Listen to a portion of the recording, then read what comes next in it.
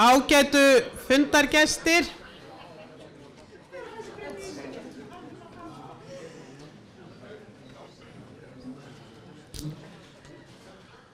Langar að bjóða ykkur til sætis og þá hefjum við hér formlega dagskrá í dag og ég vil byrja að ávarpa ykkur, ráðherra, stjórnendur félags atvinnurekenda og meðlimir og aðrir fundargestir. Velkomin á þennan opna fund og sem mjög spennandi. Við sjáum að það er mikill áhuga á fundunum hjá okkur. Við hefum dagskrána með ávarpi ráðherra, síðan kemur Skúli Mogensen og talar heimsyfirráð eða dauði, ég veit ekki hvað dauði hvers það má vera spurningamerki við það. Engin nöfn nefnd. Nova kemur líf á eftir með stærsta skemmtistæði heimi, það er svona orðið slógan sem við öll þekkjum. Ég manni þegar hún var að byrja og ég held þetta að vera einhver opastlegt diskotek en svo kom allt annað í ljós.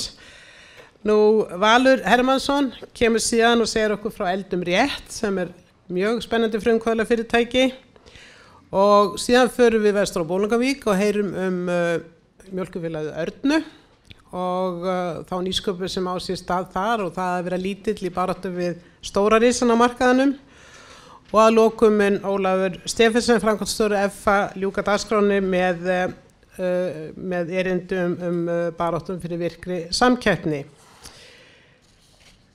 Langar aðeins að kynna Þórdísi Kolbrúnu Gylfadóttur fyrir ykkur sem er okkar nýji ráðherra. Ég hef nú haft ánægju að hitta hana áður, hef séð hana halda hér erindi einmitt í þessum sal og gerði hún það alveg glimrandi vel held ég á öðrum degi í embætti og þannig að mörg ykkar kannski eru með á minnisblaðinu hvar hennar bakgrunn, það er náttúrulega nýbúið að kynna allar nýja ráðherra en hún er með BA Pro og ML Pro í lögfræði frá HR og síðan stundar hún Erasmus skiptinám í Háskólanum í Salzburg, Austurríki. Hún var lögfræðingur hjá úrskurðarnefnd umhverfis- og auðlindamála, framkvæmdastjóri þingflokks Sjálfstæðisflokksins, stundarkennari í stjórnskipunarrétti við HR, aðstoðarmaður innanríkisráðherra 2014-2016 og svo þingmaður í Norðvesturkjördæmi frá því í kosningunum í október 2016 og bjóst náttúrulega ekkert við að komast þing eða verða ráðherra en hún hefur gert það alveg glimrandi og er okkar núna ferðamála, iðnaðar og nýsköpunar ráðherrar frá í janúar. Til hamingju með það og velkomin.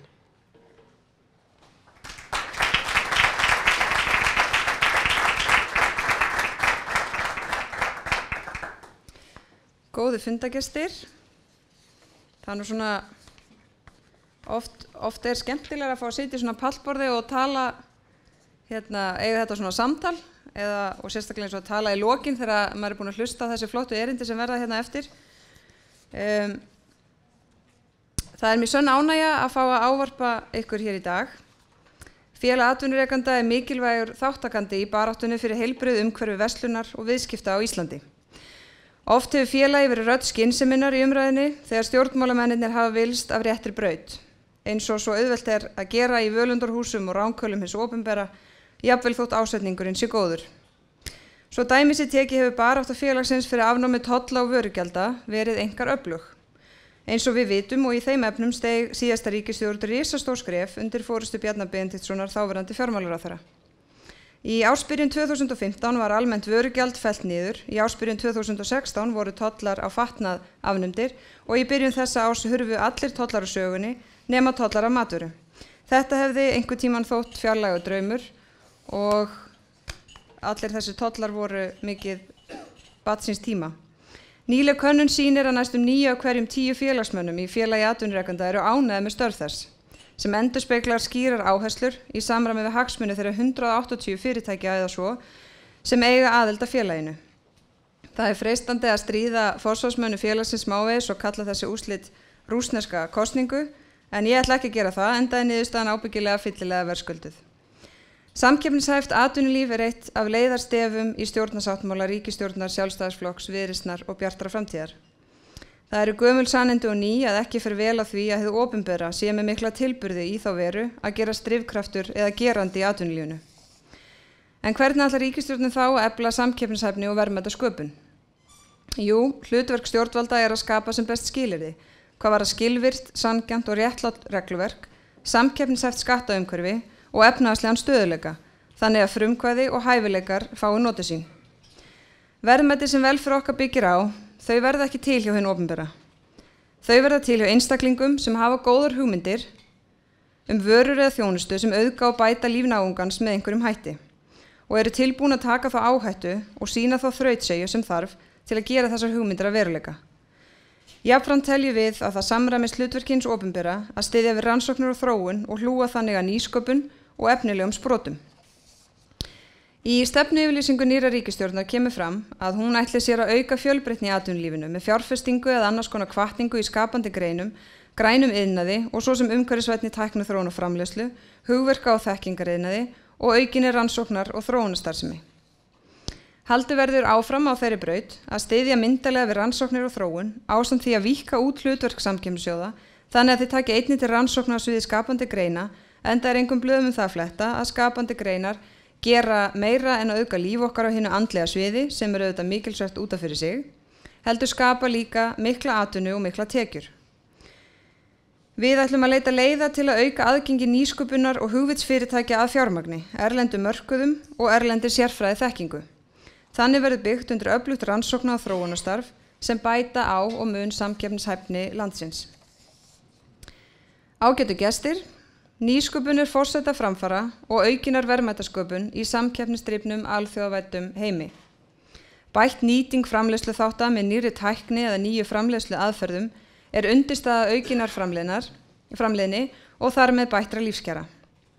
Alþjóðageirinn sem flokka má sem þau fyrirtæki sem eru í samkeppni á erlendum mörkuðum og eru að mestu óháð staðbundnum auðlindum einn af helstu vaxtarsprotum íslensks efnahagslífs. Hér að ræða hugvitsdrifna starfsemi á sviði tækniþróunar, hönnunar og snjallra lausna sem geta af sér allskyns framfari fyrir atvinnulífið og samfélagið allt. Tækni og hugverkagreinar hafa vaxið mikið á undanförnum árum.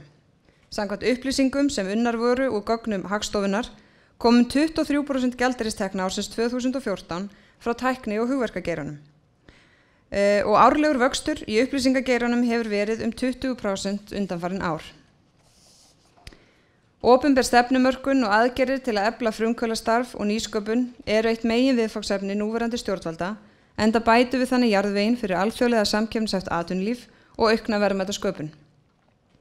Í beinu framhaldi af því rétt að minna á að nýsköpun í víðri merkingu að sjálfsögðu ekki bundin við forritun eða tækninýjungar, þótt okkur sé dálítið tamt að tala þannig. Við megum ekki vera svo þröngsýn að við gerum lítið úr því að margar meiriháttar framfarir snúast ekki tæknilega uppfinningu, heldur nýja aðferðafræði, nýjar hugmyndir, nýja nálgun á gömul viðfangsefni eða nýja þjónustu. Án þess að ég sé sérfræðingur flugrekstur, þá hef ég aldrei heyrt neitt talað það að byltingin í lággjaldaflugi hafi komið til sögunar vegna þess að fundin hafi verið upp ný tegund af flugvélum. Byltingin hófst í því að fundin var upp ný nálgun á gömul viðfangsefni. Vafalaust hefur tölvutæknin og netvæðingin spila ákveð hlutverk með því að liðka fyrir þessari nýju nálgun, en stærsta byltingin voru einfaldlega nýjar hugmyndir, ný aðferðafræði, nýtt skipulag. Og þessi hlutir eru líka nýsköpun. Góðu fundamenn, þótt ég sé ekki orðin háöldruð, man ég ágætlega eftir því að einu sinni mátti bara ríki framkvæma bifreiðaskoðanir. Í dag þykir öllum sjálfsagt að faggiltir aðilar sjá það, sem betur fer. Eftirlit með mælitækjum og vottun lífrænna matvælaframleiðslu annað dæmi, sem að ríkið sér ekki Það má alveg velta því upp hvort skynsamlegt gæti verið að auka útvistun á eftirlitsverkefnum sem í dag á höndum ríkisins til faggiltra aðila með það að markmiði að auka skilvirkni og nýta kosti samkeppni á markaði. Við eigum ýmis óleyst verkefni á því engin vafi. Ég tel að félag atvinnurekenda hafi mikilvæg hlutverk að gegna við að hjálpa okkur að finna réttu leiðina fram á við. Ég sjálf lofa ekki að ég muni hlýða öllu sem þið segið, en ég mun hlýða á og ég mun hlusta og ég met það samtals mikið. Til marks það, eins og þið vitið, að þá hefur nú Félag atvinnurekenda fengið fulltrúa í endurskoðun á búvörusamningi sem til marks það að ríkisstjórnin ætlar að hlusta á ykkar rödd. Ég má til með að nota tækifærið og nefna nýlegt átak sem var samvinnuverkefni Festu, miðstöðvar samfélagsábyrgð, Ferðamálastofu og Íslenska ferðaklasans, en þar náðist sá árangur að rúmlega 260 fyrirtæki skrifu undir yfirlýsingu ábyrga ferðaþjónustu. Ég leyfi mér að hvetja ykkur til að kynna ykkur starfsemi Festu og vega og meta hvort það geti verið skynsamlegt fyrir ykkar fyrirtæki að gerast þar aðilar. Í því sambandi má nefna að með nýjum lögum ársreikninga það orðin skylda hjá fyrirtækjum með fleiri en 250 starfsmenn að gera árlega grein fyrir stöðu sinni hvað varðar samfélagslega ábyrgð. Og með samfélagslegri ábyrgð ekki átt við styrki til góðgerðarmálefna, sem algengur misskilningur, heldur snýst hún þá grundvallar spurningu hvort starfsemi fyrirtækisins sé rekin með ábyrgum hætti gagnvart samfélaginu að því varðar ákveðna þætti sem skilgreindir eru í lögunum. Kæru félagsmenn, ég sagði áðan að verðmætin verða ekki til hjá hinu opinbera heldur hjá einstaklingum. Í ykkar félagi eru margir einstaklingar sem skapað hafa mikil verðmæti með því að bjóða upp á þjónustu og vörur sem okkur hinum þykja eftirsóknarverð. Ég hlakka til að eiga við ykkur samstarf að tryggja að svo megi verða áfram íslensku atvinnulífi, neytendum og samfélaginu öllu til heilla. Takk.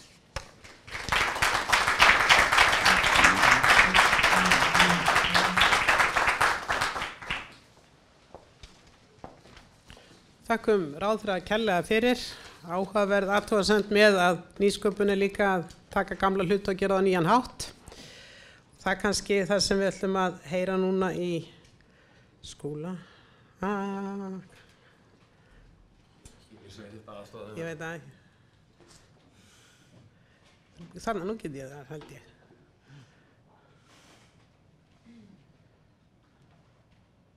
Nú þetta í lagi, sko. Gott. En áður en Skúli segja okkur frá heimsyfirráðum eða dauða, það áhugavert að heyra hvernig breytingar í Bandaríkjunum eru líka áhrif á Vá. Það ætla að segja ykkur frá honum. Hann náttúrulega þekktur frumkvöðull á Íslandi. Hann er forstjóri Vá og með, sem hann stofnaði sjálfur, með 20 ára reynslu í rekstri fyrirtækja á sviði tækni, símaþjónustu, fjárfestingum og þessi ekta frumkvöðull. Ég man eftir því þegar hann, sem maður heyrði fyrst nafnið hans í tengslum við Ós og hann átt kallaði galdrakarlinn í Ós. Það er ekki alveg rétt hjá mér. Og það var mjög flott fyrirtæki sem þeir fóru síðan með úr landi og seldu til Nokia árið 2008. Fyrir utan að vera forstjóri hjá Vá að þá hann stjórnarmaður í Cargo Express, Carbon Recycling International og Redline Communication sem fyrirtæki í Kauphöllinni í Toronto. Fyrir utan að vera mjög virkur í atvinnulífinu þá hann mikill íþróttamaður í þríþraut og margir sem þekkja orðið Vá Cyclothon sem hjólahlaup sem í hringinn í kringum landið og til styrktar góðum málefnum. Lokum hægt að nefna það að Skúli var kosin viðskiptamaður ársins 2011. Skúli, gjör svo vel.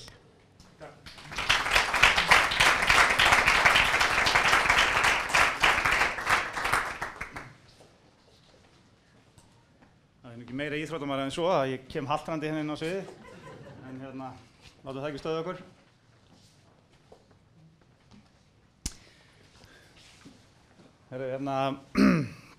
Hæstvirtur ráðherra, fundarstjóri, aðrir góðu gestir.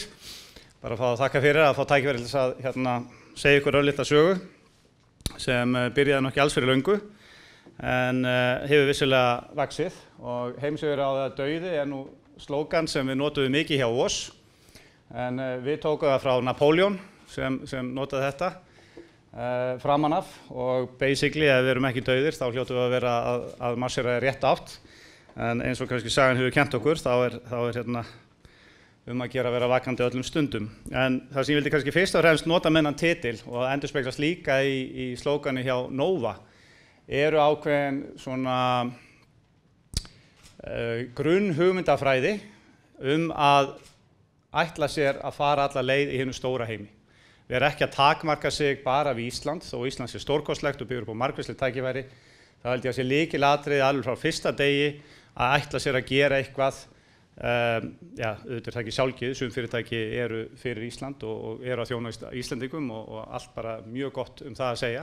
En ef það ert á annað borð að fara á stað með vöru eða þróun eða félag sem nær út fyrir landsteinina, skilgreina sig þá strax frá fyrsta degi sem alþjóðlegt félag. Og það hefur reynst okkur mjög vel, þó að stundum, fyrstu árin, þá litu menn á okkur með hálfpartinn litu undan því að þeim fannst þetta eiginlega vandræðalegt, þau voru með stórar hugmyndir og mikla drauma. En það setti samt þessa stemningu alveg frá byrjun sem ég held að sé gríðarlega mikilvæg. Þannig að okkar markmið, því afsakið þetta alltaf á ensku, þetta nú svona bara stöðluð og okkar innanhús tungumál orðin enska, en það fjöldinn allur af starfsfólki okkar sem að nálgast 1000 manns, erlendir aðilar og ekki nema gott það að segja, en það eru flugmenn löngu uppseldir á Íslandi, þannig að við urðum að leita út fyrir landsteinina.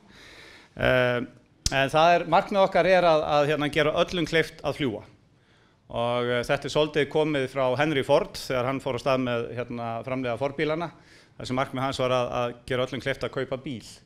Og punkturinn þessi, þetta á ekki að vera lúxusvara, þetta er ekki lúxusvara, þetta er sjálfsagður hlutur. Það sem meira og kannski sér í lagi núna á þessum tímum sem við búum við núna, að við teljum það að með því að gera öllum kleift að ferðast, upplifa heiminn, kynnast öðrum menningarheimum, þá sjáum við að við erum nú ekkert svo ólík hvor öðru. Og þetta þarf ekki að vera kannski jafn flókið eins og stundum vill vera. Og þannig að vonandi getum við haft örlítinn þátt í því að gera þetta minni og betri heim fyrir vikið. Svona örsnögt, sagan okkar í tölum og eins og ég segi, þetta er búið að vera ótrúlegt ferðalag, óheyrilega skemmtilegt, gríðarlega erfitt á köflum og við höfum kannski verið mjög nær dauðanum heldur en svona almenningur veit á nokkrum tímapunktum á þessu ferðalagi og það er ekki hægt að leyna því og það komu kaflar þarna sem ég velti fyrir mig hvað djöfullinn ég að gera og hvað ég nú komið mér út í. En einhvern veginn hófst þetta og ekki síst að því að við erum með frábæran hóp af fólki sem er búin að leggja dag við nótt.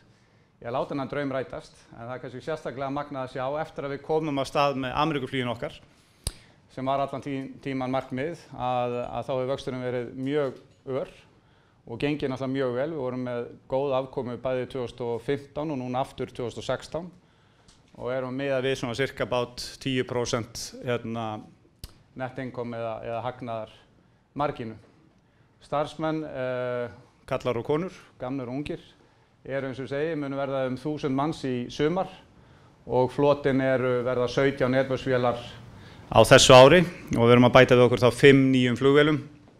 Allt glænýjar beint úr kassanum, eins og svana mín segir mér að segja alltaf. Þannig að þetta er bara beint úr verksmiðjum Airbus og ég raunir ótrúlega magnað og eitt af því sem hefur gefið okkur byr undir báða vangi, líka frá upphafi hvað við fengið mikið og öflugt support eða stuðning frá Airbus og stórum flugrekstraraðilum út í heimi sem voru að horfa á það sem við vorum að gera, voru að horfa á þennan vöxt, voru að horfa á áætlanir okkar og það að við erum búin að standa við allt sem við sögumst alltaf að gera. Þannig að við erum búin að ávinna okkur traust og þegar það reyndi á þá komu þeir raunni með okkur. Við höfum aldrei verið fjármagnaðir innanlands, það er bara einn hluthafi og sem er ég. Þannig að hvort sem stundum það jákvætt, stundum getur það verið flókið, en það hefur reynst okkur ómetanlegt að hafa slík aðila með okkur. Enda bara svona til þess að setja í samhengi þá kostar ein Airbus 330 vél ný frá Airbus $250 milljónir. Og það að láta lítið félag á Íslandi með eiginfjárstöðu sem var nálægt núllunu, þá 3 slíkar vélar, það er ekkert hver sem hefur kvittað upp á það. En það er gríðarlega ánægjulegt að sjá hvernig það hefur þróast. Svo aftur, og þetta held ég líka mjög mikilvægt, eins og segi, við erum að hugsa global, ekki lokal. Þetta er svona til þess að bera okkur saman við það sem fólk þekkir hér, sem þá Icelandair. Við erum í sjálfu sér voða lítið að velta því fyrir okkur dagsdaglega En þetta svona það sem við gerum ráð fyrir og höfum sagt opinberlega. Við gerum ráð fyrir að fara upp í 4,5 milljón farþega á næsta ári og 6 2019. Og menn horfa á þetta og hugsa, ekki allt í lagi, en ég bend á það að við erum að hægja á okkur í prósentilegu síðan í vextinum, þannig að við teljum þetta mjög gerlegt. En það mótilið að virka mjög vel, það að nota Ísland sem tengistöð. Hvað þýðir þetta? Hvernig getur það litið út? Þetta núverandi leiðarnet okkar og þarna sjáum við Ísland og við eigum það svolítið til og ég held að það sé hættulegt reyndar en allavega þessari glæru þá Ísland nafnlega heimsins og við skulum hafa það þannig í smástundi viðbót. Og þetta þá fyrst og fremst Evrópa og svo austurströnd Bandaríkjanna en við bættum við Los Angeles og San Francisco sem þá á vesturströndinni núna síðastliðið vor. Það hefur gengið mjög vel og mjög ánægilegt að sjá hvernig það hefur gengið fyrir sig. Erum svo núna búin að vera ræða opinberlega og ég tek að skýrt fram sérlega því ef þetta í beinni útsýningu. Það ekki búið að ákveða eitt neitt, þessir punktar eru bara til sýnis þannig að við hlaupum ekki upp hérna í einhverju fáti en bara alls að gefa ykkur hugmyndir hvert okkar nýju flugvélar geta flogið þá þetta eitthvað sem við höfum mikinn áhuga á og ég mun fara inn á það hér á eftir. Ég tel reyndar algjörlega bráðnauðsynlegt, ekki bara fyrir WOW heldur fyrir Íslandi heild sinni að fara út í slíka tengingar ef við ætlum að lifa samkeppnina af og ég fer aðeins betur í það á eftir. Ef við höldum áfram, hvað væri hægt að gera ef við myndum raunverulega skilgreina okkur sem alþjóðlegan höfn? Og núna aftur eru margir sem velta þessu fyrir sér, hvað þetta eiginlega? Þá tökum við Dubai. Dubai fyrir 30 árum síðan, það var engin flugvöllur. Í ár þá verða 80 milljón mann sem fara í gegnum Dubai flugvöll. Það verða 100 milljón mann sem fara þar 2020. Þetta orðið stærsti flugvöllur í heimi. Hvað bjuggu margir í Dubai fyrir 30 árum síðan? 300.000 manns. Það svolítið umhugsunarvert. Þannig að þetta kemur ekki stærð landsins eða fjölda manna við hvar tækifæri liggur. Þeir ætluðu sér, fjárfestu, fóru markvisst af stað í að tengja Asíu við Miðausturlönd, við við Evrópu. Evrópa, Afrika, Asía. Horfir á legu Íslands, það enginn sem getur keppt við þessa legu. Það að við erum með landfræðilegt forskot sem ekki hægt að keppa við þegar kemur að því að búa til alþjóðlegan höfn sem tengir Asíu, Evrópu og Ameríku. Þetta einstakt. Þetta kemur nota bene. Ég ekki að tala það að troðfulla allt hér af ferðamönnum. Síðan svo, þetta alveg sér tækifæri út af fyrir sig, sem getur skapað gríðarleg verðmæti hins vegar fyrir land og þjóð. Þetta gerur okkur líka kleift að tappa þá af. Þannig að ef einn markað lokast, þá verður það opnað fyrir annan. Með þessu móti, ef það eru þá hérna, þá verður ekki nema brota þessu. Ég nota líka annað dæmi. Helsingi flugvöllur með 16 milljón manns. Fyrst og fremst Asía inn í Evrópu. Kaupmannahafnarflugvöllur með 27 milljón manns. Við erum núna í kringum 7. Þannig að ef þú komið með flæðið á annað borð sem stoppar hérna á stoppustöðinni Ísland, þá höfum við margvíslega möguleika til þess að lokka þá inn hvort sem 1 dag, 2 daga, viku eða fleiri. Það snýst málið. Þá getum við fengið þessa stýringu í hendunar. Þannig að ég hef ekki ágjörð af því að allt stöðvist. Það verður ekki hérna krasslending, þrátt fyrir fréttir kærdagsins. Nema síður sé svo framalega sem við hugsum núna nokkra leiki fram í tíma. Já, þetta eitthvað sem við þekkjum öll. Þetta kannski, eins og ég segi, það sem áhugaverðar. Danmörk helmingi minna land en Ísland. Það koma 6 sinnum fleiri ferðamenn til Danmörkur heldur en hér. Þannig að þegar við erum að vandræðast með það að allt sé orðið stútfullt hérna og þeir eru farin að flækjast fyrir og þetta eintómt bölmóður og vandræði, þá ættum við kannski aðeins að draga andan og veltaði frekar fyrir okkur hvernig getum við nýtt þetta tækifæri, hvað getum við gert við þetta, hvernig getum við dreift ferðamönnum landi betur. Bláa lónið helsti áfangastaður landsins var ekki til fyrir 20-30 árum síðan. Getum við búið til fleiri bláa lón, og þá meina ég ekki orðsins fyllstu, heldur svona, getum við búið til fleiri áhugaverða staði víðar landið? Já, hiklaust. Það hægt að gera gríðarlega miklu meira fyrir ekki svo mikinn tilkostnað til þess að lokka ferðamenn hinga á þangað landi. Og auðvitað eigum við að gera það. En það alveg ljóst, það svona titillinn, heimsyfirráð eða dauði. Það eru áhættur þarna úti, en eins og oft vill vera þá held ég að við séum að misskilja mjög margar þeirra. Og það helgast meðal annars að því að Ísland nafli alheimsins. Og ef við spyrjum fólk og við lesum greiningar aðalega og við lesum meira sér fréttir gærdagsins og veltum fyrir okkur hvað í gangi. Er það sterk króna? Er krónan að fara með okkur? Er það því að það eru komið of mikið af ferðamönnum? Er það skortur á innviðum? Er það skortur á afþreyingu? Hvað er það sem er að valda helsta, hvað er stærsti áhættufaktorinn fyrir íslenska ferðaþjónustu og þar að leiðandi, nota bene, ef við erum að horfa á það, við erum að fá 500 milljarða í gjaldeyristekjur af ferðaþjónustunni í dag. Hvað er það raunverulega sem gæti drepið okkur og miklu hraðar heldur menn gera sér grein fyrir. Allt þetta hefur áhrif, en það er eitt ágætisfyrirtæki sem er stærsti ógnvaldarinn. Og það er vinur minn Björn Kjós í Norwegian. Hann var svona semi-mentor þangað til í haust. Þá svona horfði hann á mig, heyrðu skúli minn, ég held að það sé komið nóg að þér. Og svona bara mutual respect, en andrúmsloftið breytti skyndilega þegar við hittumst. En þetta er nefnilega alveg magnað að sjá. 2005, það er að segja fyrir rétt rúmlega 10 árum síðan, þá vorum við með 13 flugvélar bara fljúgandi frá Oslo. Ég get lofa eitthvað því Björn, vinur minn, satt ekki í Oslo að velta fyrir sig hvernig hann geti búið til fleiri flug frá Oslo. Hann var miklu stærri og alltaf öðru sýflugum. Ef hann hefði gert það, þá var hann kannski með 25 vélar í dag. Hann var að mappa út hvernig getum við nýtt það sem við erum búin að læra í Oslo og flutta út alla Evrópu. Til þess að fljúga þvert yfir hafið. Hérna sjáum við, núna í ár er hann komið með 155 flugvélar. Og hann er rétt að byrja. Og aftur til að setja það í samanburð, hann er ekki orðinn saddur af því að hann horfir á Delta sem er með 1000 flugvélar. Svo ertu með 3 fyrirtæki í Kína sem eru komið með 2000 flugvélar hvert. Þannig að það að sitja hér og halda að við getum bara hort á okkar litla hagkerfi og okkar litla umhverfi og komist upp með það til lengdar er mikill misskilningur.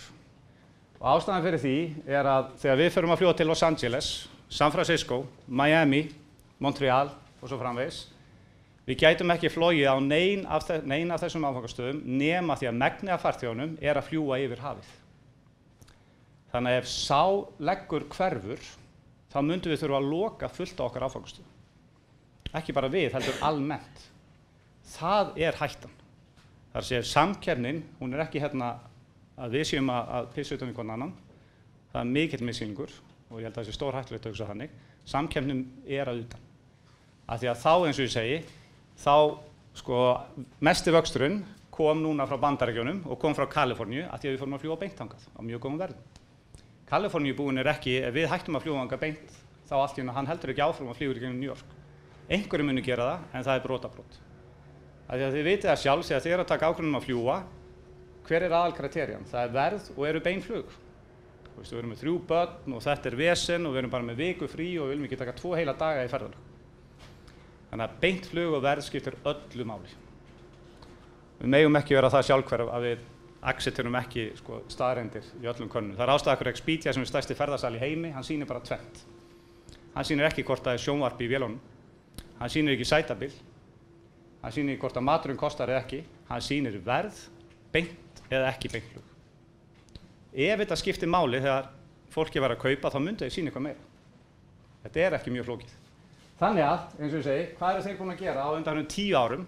Þeir eru búin að opna ekki 1 hub, ekki 2, þeir eru nú komin með 7 starfsstöðvar og eru að fljúga, bara að mappa alla helstu staðina út alla Norður-Ameríku í beinu flugi. Annar misskilningur er það að þegar þeir byrja að fljúga frá Barcelona, já það tekur svona 2 ár fyrir að komast inn á markaðinn og byrja að tengjast Los Angeles búum og svo framvegis. Nei, þetta er binary, þetta er bara 1 og 0. Það gerir samstæðus þegar þeir byrja að setja inn á bókunarvefi, nú fljúum við frá Barcelona til Los Angeles. Þann sama dag þá fer Palli Jónsson á netið og er að kaupa flug, hann sér Norwegian, beint flug, ódýrast. Af hverju ætti viðkomandi Barcelona búi að kaupa flug, alveg svona hvort það er íslenskt flugfélag eða eitthvað annað, þar sem að þarf að stoppa einhvers staðar, bíða, skipta flugvél, kannski týna töskum, dýrara, óhagkvæmara, lengra flug. Aftur, þetta er ekki flókið.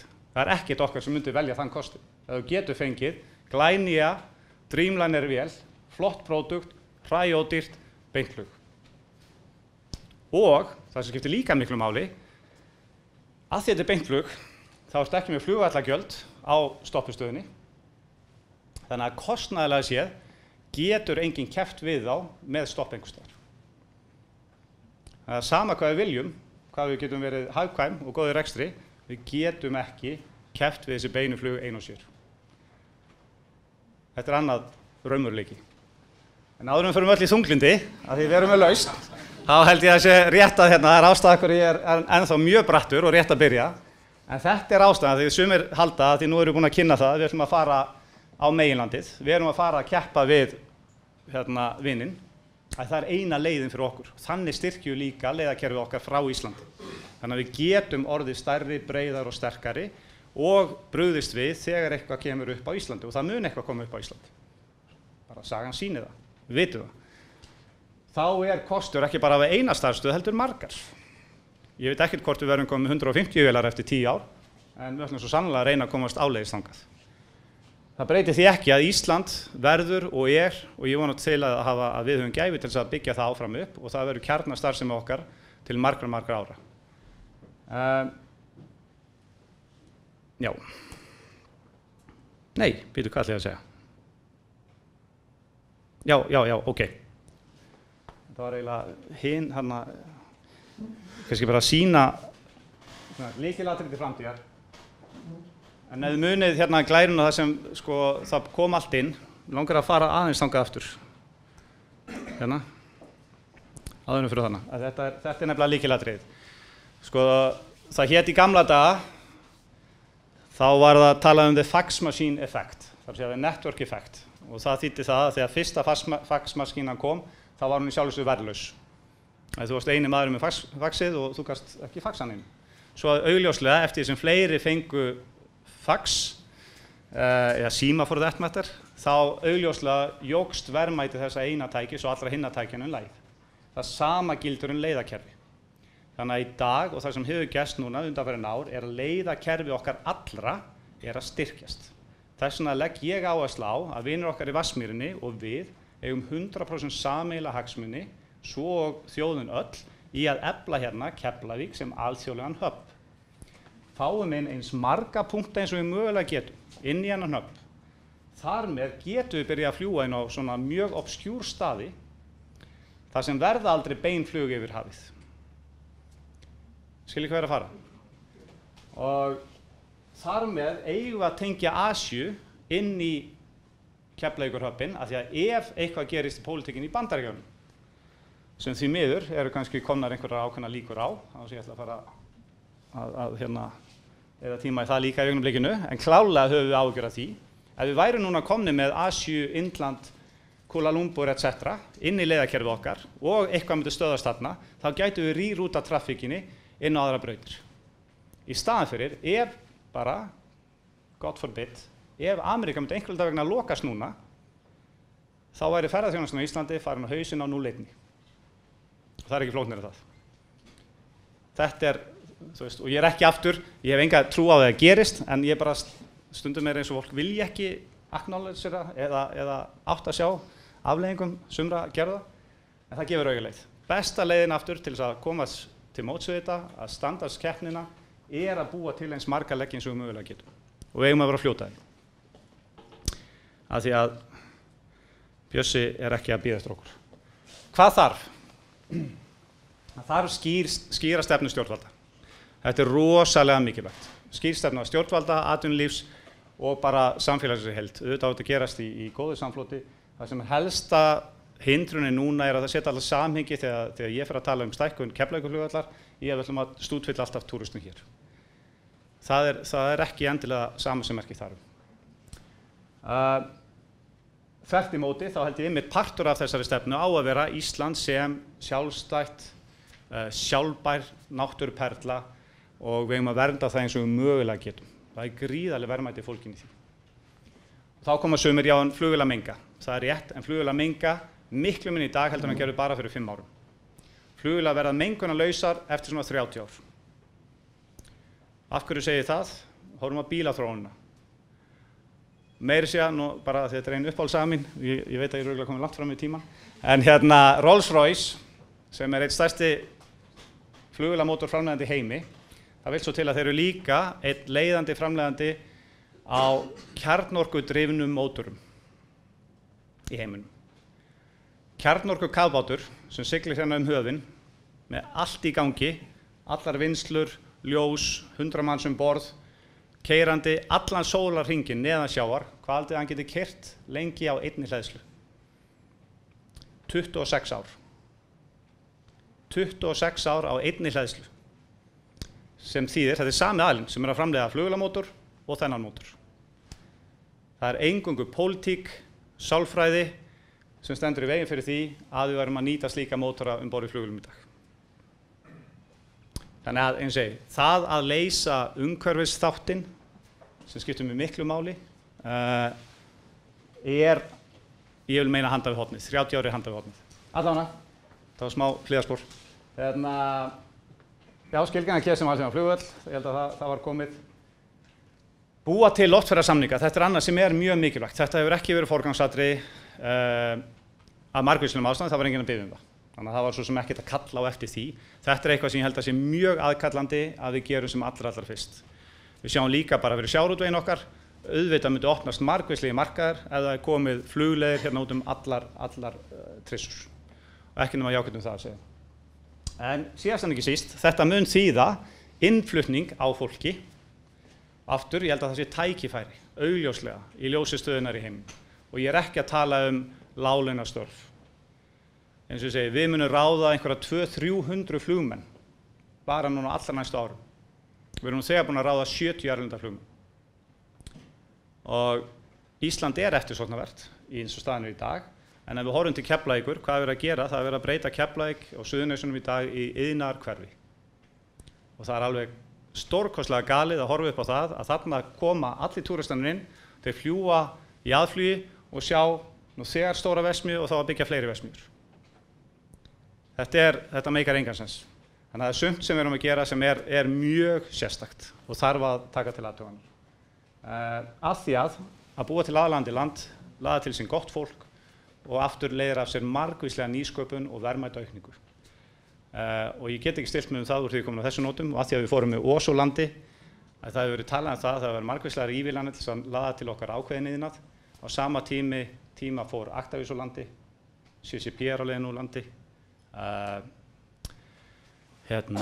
Össur, Marel. Þetta allt starfsemi sem búin að færast út úr landi. Þetta okkar helstu nýsköpunarfyrirtæki. Af hverju ekki búið að einbeita okkur að því að búa til umhverfi sem heldur í það frábæra sem að gerast hér. Það tækifæri og auðvitað eigum að vinna samkvæmt því og laða til okkar fólk ekki að horfa eftir þessum fyrirtækjum var úr landi.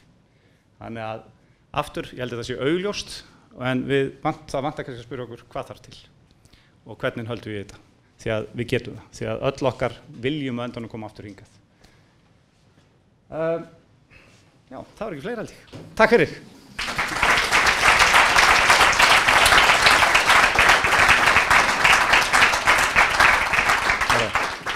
Ég verð samt bara enda því þetta svona uppáhaldskótið mitt. Að þegar við fórum á stað þá, ég veit ekki hvað ég heyrði það oft, þetta ómögulegt, þetta ekki hægt. Impossible is just an opinion. Þannig að þegar einhver segir þetta ekki hægt, við getum ekki gert þetta, það þín skoðun, ekki okkar.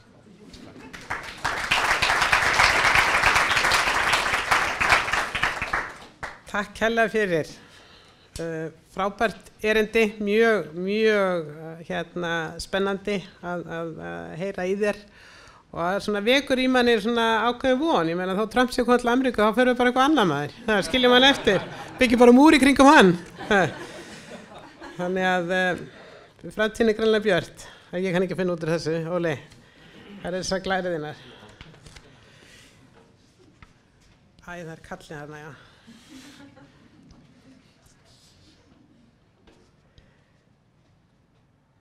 Það mér sönn ánægja að kynna Líf Bergþórsdóttur sem okkar næsti fyrirmælandi hér og Líf forstjóri Nova og ætlar að segja okkur frá stærsta skemmtistaði heimi. Hún alltaf með klára tengingu í skúla, stjórnarformaður VÁ og var líka viðskiptamaður ársins hér 2016, þannig að þetta miklir orkuboltar sem hjá okkur í dag. En Líf viðskiptafræðingur frá Háskóla Íslands og hefur í tæp 20 ár verið í fjarskiptageiranum. Hefur komið að stofnun nærri til allra sprotafyrirtækja sem hafa verið stofnað á Íslandi. Það Tal í upphafi og síðan fyrir hún í Vodafone og Íslandssíma og samna Íslandssíma og Tal, stofna lággjalda símfélagið Sko og síðan með til að stofna Nova árið 2006. Og það náttúrulega verið alveg ótrúlega gaman að fylgjast með þessu fyrirtæki, hvernig nálgun til markaðar allt önnur heldur en við vorum vön og það einhver svona mikill ferskleiki. Í dag þetta held ég stærsta fyrirtækið á farsímamarkaðanum á Íslandi. Þannig að þó sé einhverju gamli feitir fyrir, þá ekki þar með sagt að þeir ráði til loka. Þannig að Líf, gjör svo vel, hlakka til að heyra frá þér.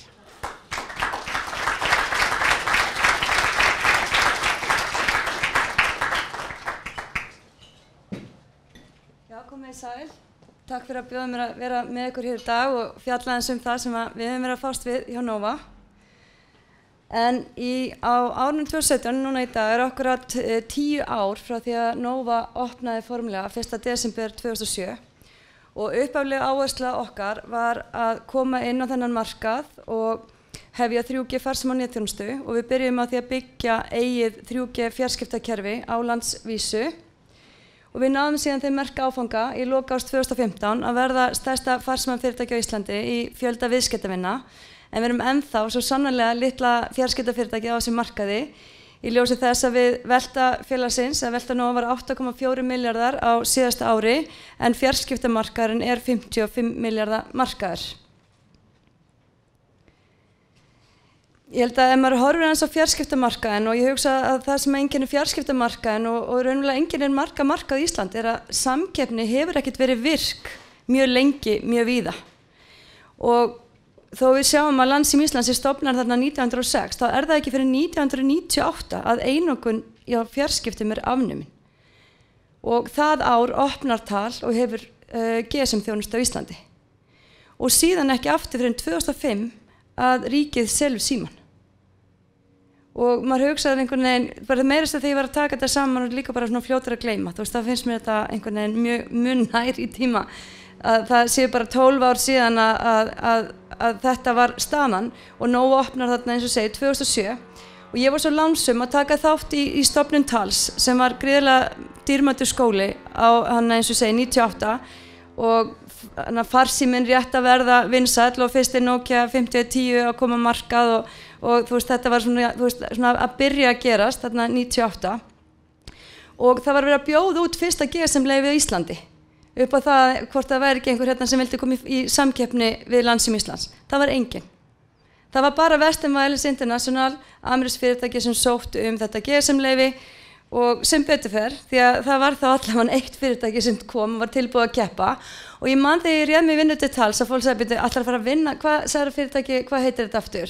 Og ætlaði að keppa við Símann að 90 ára gamalt fyrirtæki. Hvað ætlir þið að gera betur en þeir sem búin að vera þessi 90 ár? Þú veist, og ég veist að já, okkur hefði kannski bara geta gengið nokkuð illa en samt náð ágættum árangri. Þegar það nú aldrei þannig að allir vilji versla við eitt og sama fyrirtæki. Það aldrei þannig að öllum hendi sami hluturinn. Þannig að 97, fyrir akkurat 20 árum síðan, hafði Síminn 100% markaðshlutdeild og 41.000 GSM notendur. Og það voru alls ekki allir á því að þetta selja Símann. Og Jón Bjarnason var ekki einn á þessari skoðun. Þegar í Gallup-könnun sem við gerði í mars 2002, það var það 61% þjóðarinnar sem var afar andvígt sölu Landssímans. Og ég man verið að hugsa, við vorum að stofna Tal, við vorum búin að vera í svona nokkur ára sem betur, hvernig getur fólki fundist þetta í lagi? Og ég held að auðvitað þó maður segið að horfa þarna 2002 og svo 2005, á þessum 10 árum hefur auðvitað mjög margt gerst á Íslandi. Og minn eins og ég segi enn og aftur, viðskiptalíf á Íslandi bara til ungt og það ennþá mjög margir markaðir sem að mætti virka samkeppni enn frekar. Og ég held að svona sambærileg könnunda í dag myndu, fólki auðvitað finnast sjálfsagt og finnast stórskrítið ef að ríki myndu bara kaupa Nova eða eiga Nova eða sem betur fyrir hefur margt breyst. En við komum sem sagt inn á þennan markað 2007, ekki endilega til að hrista upp í einhverju markaði sem var þarna fyrir, heldur virkilega til að taka þátt í þeirri breytingu sem var ljóst að yrði. Því að 2007 þá þá ekki 3G þjónusta hafin í Íslandi, en það var alls þar í Evrópu. Það voru 2 lönd utan Íslands þar sem að 3G þjónusta var ekki byrjuð. Og ástæðan, jú, það var fákeppni í Íslandi, það var 2 fyrirtæki og það fákeppni að ef þú ætlar ekki að byrja 3G þjónustu, þá ætla ég ekki að byrja 3G þjónustu, ef þú byrjar ekki, þá byrja ég ekki og svo bara hækkum bara verð á 6 mánaða fresti og þetta var allt gott. Og það bara stundum þannig að einokun í fákeppni, að virk samkeppni og ég meina ég held að flestir trúi því í dag og alveg sama, en það maður heyrir það samt ennþá, þú veist, samkeppni af hennu góða fyrir neytendur og samkeppni þýðir framfarir. Og manni finnst bara einhvern veginn skrítið að þurfa að segja það og ég hugsa að við horfum á fjarskiptageirann í dag þá þetta samkeppnismarkaður.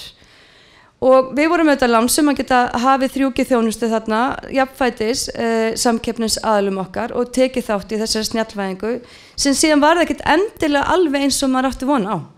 Það var auðvitað margt sem maður fór algjörlega eins og við áttum von á en annað tók lengri tíma, annað styttri. Og eitt af því sem við áttum til dæmis alls ekki vona á var að til dæmis þessi snjallsímar, við héldum til dæmis að þessi framfarir í snjallsímanum og þessi flottu snjallsímar kæmi mun fyrr á markað. Og ég man eins og 2007 það var rosaleg vonbrigði að fyrsti iPhone síminn var GSM síminn, ekki 3G sími. Því að við byggðum út 3G kerfi og farsímarnir urðu að vera 3G farsímar til að geta nýtt þjónustu Nova. Og þegar verða mikla breytingar á markaði þá þýðir það tækifæri. Og þegar markaðir ljóst að það að fara að, þú veist, að einhver markaðir að fara að gangi í endurnýjun lífdaga, það að fara rosalega breytingar á markaðinum og það eru oft svona fyrirtæki sem fyrir já, bara heimsendir. En það nú sjaldnast og í dag mikið talað disruptive business model eða augrandi viðskiptamódel og það sem þetta þýðir auðvitað ekki endalok farsímans og endalok símafyrirtækja, þetta þýðir breytingar og ný tækifæri. Og það var algjörlega fyrir síðan þarna 2005 að fólk myndi í framtíðinni hætta að borga fyrir símtöl. Það myndi nefnilega hætta að borga fyrir símtöl því að smátt og smátt fyrir allt yfir netið og þú borgar bara fyrir netþjónustu og símafyrirtækjunum alveg sama hvort þú horfir á bíómynd eða talar hvað þú gerir yfir þetta net. Þannig að þegar við komum inn á markað þá svolítið mörg svona trend og það nokkuð margt ljóst hvað að fara að gerast. En það var ekki saman på tenningið þegar við byrjum 4G þjónustu. Við byrjum í 4G þjónustu, þá erum við eitt af fyrstu löndunum í Evrópu til að hefja 4G þjónustu. Á meðan við vorum eitt af síðustu löndunum í Evrópu til að hefja 3G þjónustu. Þá sá maður svona betur fyrir hvað var í vændum. En það sem kannski fjarskiptageirinn og ég myndi segja fluggeirinn og margir geirar að vera skilgreindir svona eins og í kennslubókunum að maður í viðskiptafræði í gamla daga að þetta voru svona atvinnugeirar með háa inngönguþröskulda. Þetta var svona það sem fyrirtækjum átti nú að líða vel og það væri svona til að varin fyrir samkeppni. Það svo dýrt að koma og byggja fjarskiptakerfi og dýrt að fara í flugrekstur og sama með Uber. Það svo dýrt að kaupa bíla og verða leigubílastöð. En það ekki þetta saman, þú þarft ekki að eiga allt. Þú veist, það komin sýndarveruleika fyrirtæki, það kallað svona virtual farsímafyrirtæki, þú þarft ekki endilega eiga flugvélarnar eins og fyrstu flugvélarnar í WOW þegar þreyttist ekki að segja að WOW væri ekkert flugfélag. Því að leiguðu vélarnar, þú veist, alltaf verið svona svo í hinum sem á markanum fyrir líðið aðeins betur. En þetta auðvitað búið að snúa þessi módel auðvitað á hvolf og geirar sem taldir hafa háa inngönguþröskulda, ég meina það bara búið. Og það alveg sama í hvaða geir og starfir í dag að inngönguþröskuldinir þeir eru allt aðrir en þeir voru bara fyrir 2-3 árum. Þannig að við komum inn á markað með 0 krónu í Nova og þá auðvitað, þú veist, var eðlilega sagt, þú veist, þarna við þurfum ekkert að svara þessu, þú veist, hver ætlar að græða því, þú veist, 0 krónu í Nova, þetta bara verður fínt í nokkur ár og svo bara 0 krónur og bara, þú veist, penningurinn klárast, þetta bara búið. Og svolítið eins og Skúli kom inn á áðan, þetta var svolítið fagstakið, því að fyrstu viðskiptavinni 0 krónu í Nova, í hvern nátt að hringja.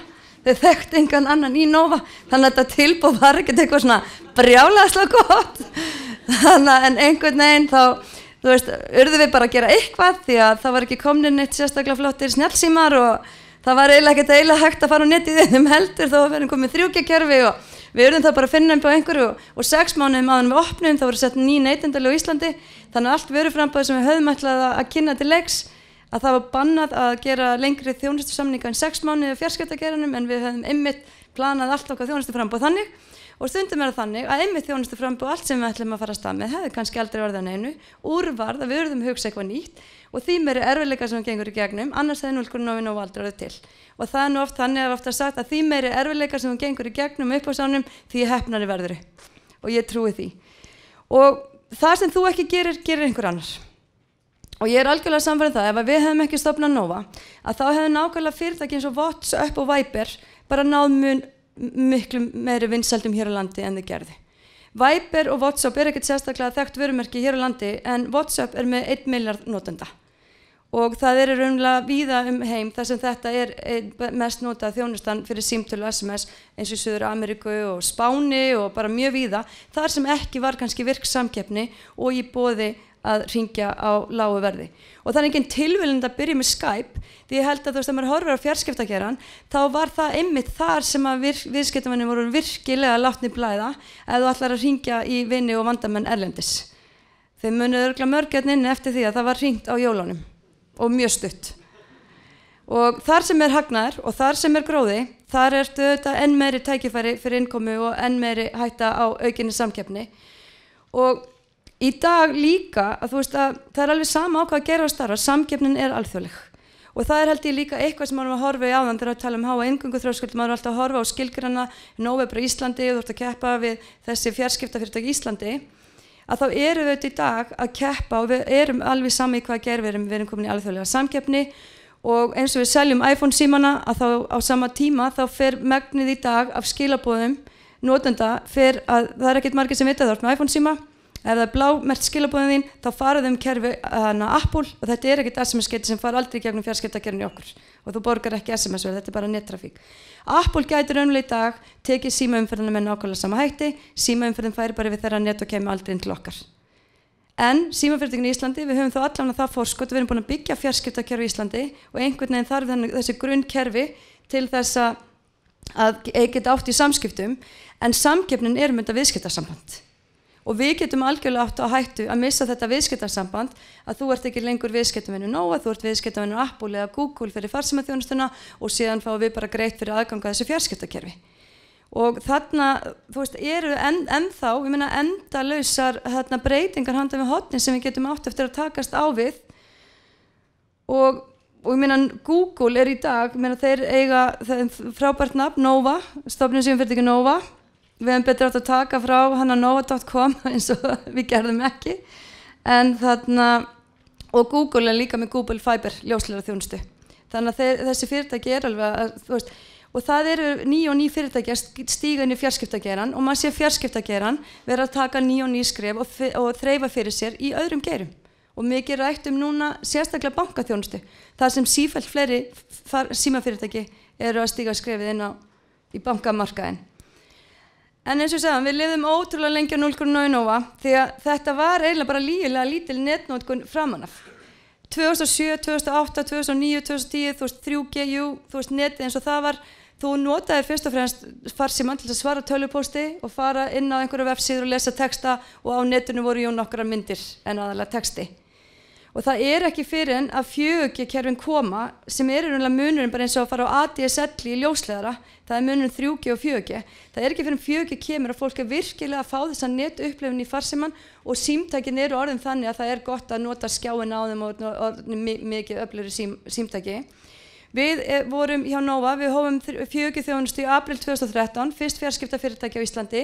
Við vorum með ársforskot á samkeppnisaðilana sem virkilega skilaði Nova þeim árangri og þessum góða rekstri 2014, 15 og 16 þeim stað sem við erum á í dag. En eins og 2010, þá ekki á Íslandi notunum að segja kannski 39.000 gigabæt, allir notendur á Íslandi í netnotkun í farsímum, en 2015 3,8 milljónir. Þetta aukningin í notkun netsins bara á þessum síðustu á 5 árum. Þannig að, og Nova, við erum með 65% af allri netumferð í farsímum á okkar kerfi. En maður horfir bara svona almennt til þess að stofna fyrirtæki og eins og Skúli kominn áðan, þú veist, það fylgir því auðvitað alltaf áhætta. Og það stundum sagt að ef þú tekur ekki áhættu að stofna fyrirtæki, þá vinnur þú fyrir einhvern annan sem tekur áhættu og stofna fyrirtæki. Það bara alltaf áhætta að reka fyrirtæki. Þó þú haldur á sér búin að lifa eitthvað af fyrsta 1, 2, 3 árin, að þá þetta bara upp á líf og dauða hverju ári, því þú veist aldrei hvað í vændum.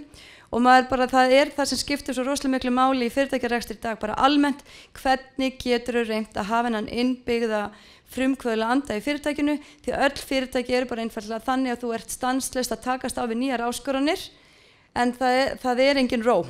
Þannig að það svo mikilvægt og það sem að mér finnst erfiðast og við erum að berjast við Nova alla daga þegar núna fyrirtæki eru 10 ára, hvernig getum við haldið Nova á tánum, haft þetta úthald, haldið áfram að hlaupa og raunverulega tekið þessi atriði sem einkenna öflug frumkvöðlafyrirtæki og sagt eins og það, frumkvöðlar með ástríðu og brennandi löngun til að ná árangri. Það gríðarlega mikilvægt fyrir frumkvöðlafyrirtæki. Ég segi það bara gríðarlega mikilvægt fyrir fyrirtæki almennt að hafa stjórnendur sem með ástríðu og brennandi löngun til að ná árangri. Og þetta á bara við og það að byrja einfalt og hættan svo ofta að byrja einfalt og svo með hverju árinu þá flækir hlutina þangað spennum svo svo mikið að þú þarft að fara aftur upp á þessu og einfalda og svo byrjar að flækja og maður einhvern veginn alla tíðan minna 0,9 var frábært og svo bara lítið á veru frambúð okkar, já býtu af hverju erum við 0,9 í alla, af hverju erum við ótakmarka á 500 mínútur og 1000 mínútur og bara þú veist bara komið alltaf mikið. Og það stundum það maður bara eftir að fara bara að heimsækja þar sem maður byrjaði og bara maður búinn að flækja þetta of mikið.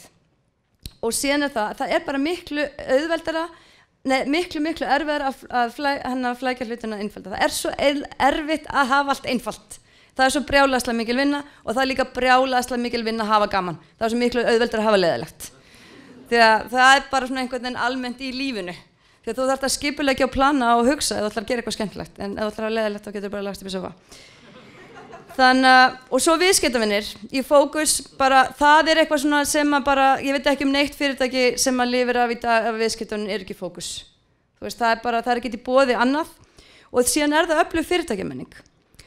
Og það oft sagt að fyrsta fólki sem fyrir umhverfið að ráða gegna lykil hlutverki í árangur fyrirtækja og ég algjörlega sammála því að það þessi fyrirtækjamenning sem svo erfitt að breyta og þú getur fengið svona tækifæri í byrjunum að gera hana einhvern veginn rétt og það fyrsta fólki sem að ráða sem að fer inn í fyrirtæki sem mótar og hefur svo svakalega sterk áhrif á menninguna og síðan þegar maður að bæta við fólki eins og við vorum ekki kannski eins og að bæta við 1000 manns, við vorum að bæta við kannski 80 manns á fyrstu 6 mánuðunum og þá gerir maður mistök í ráðningu.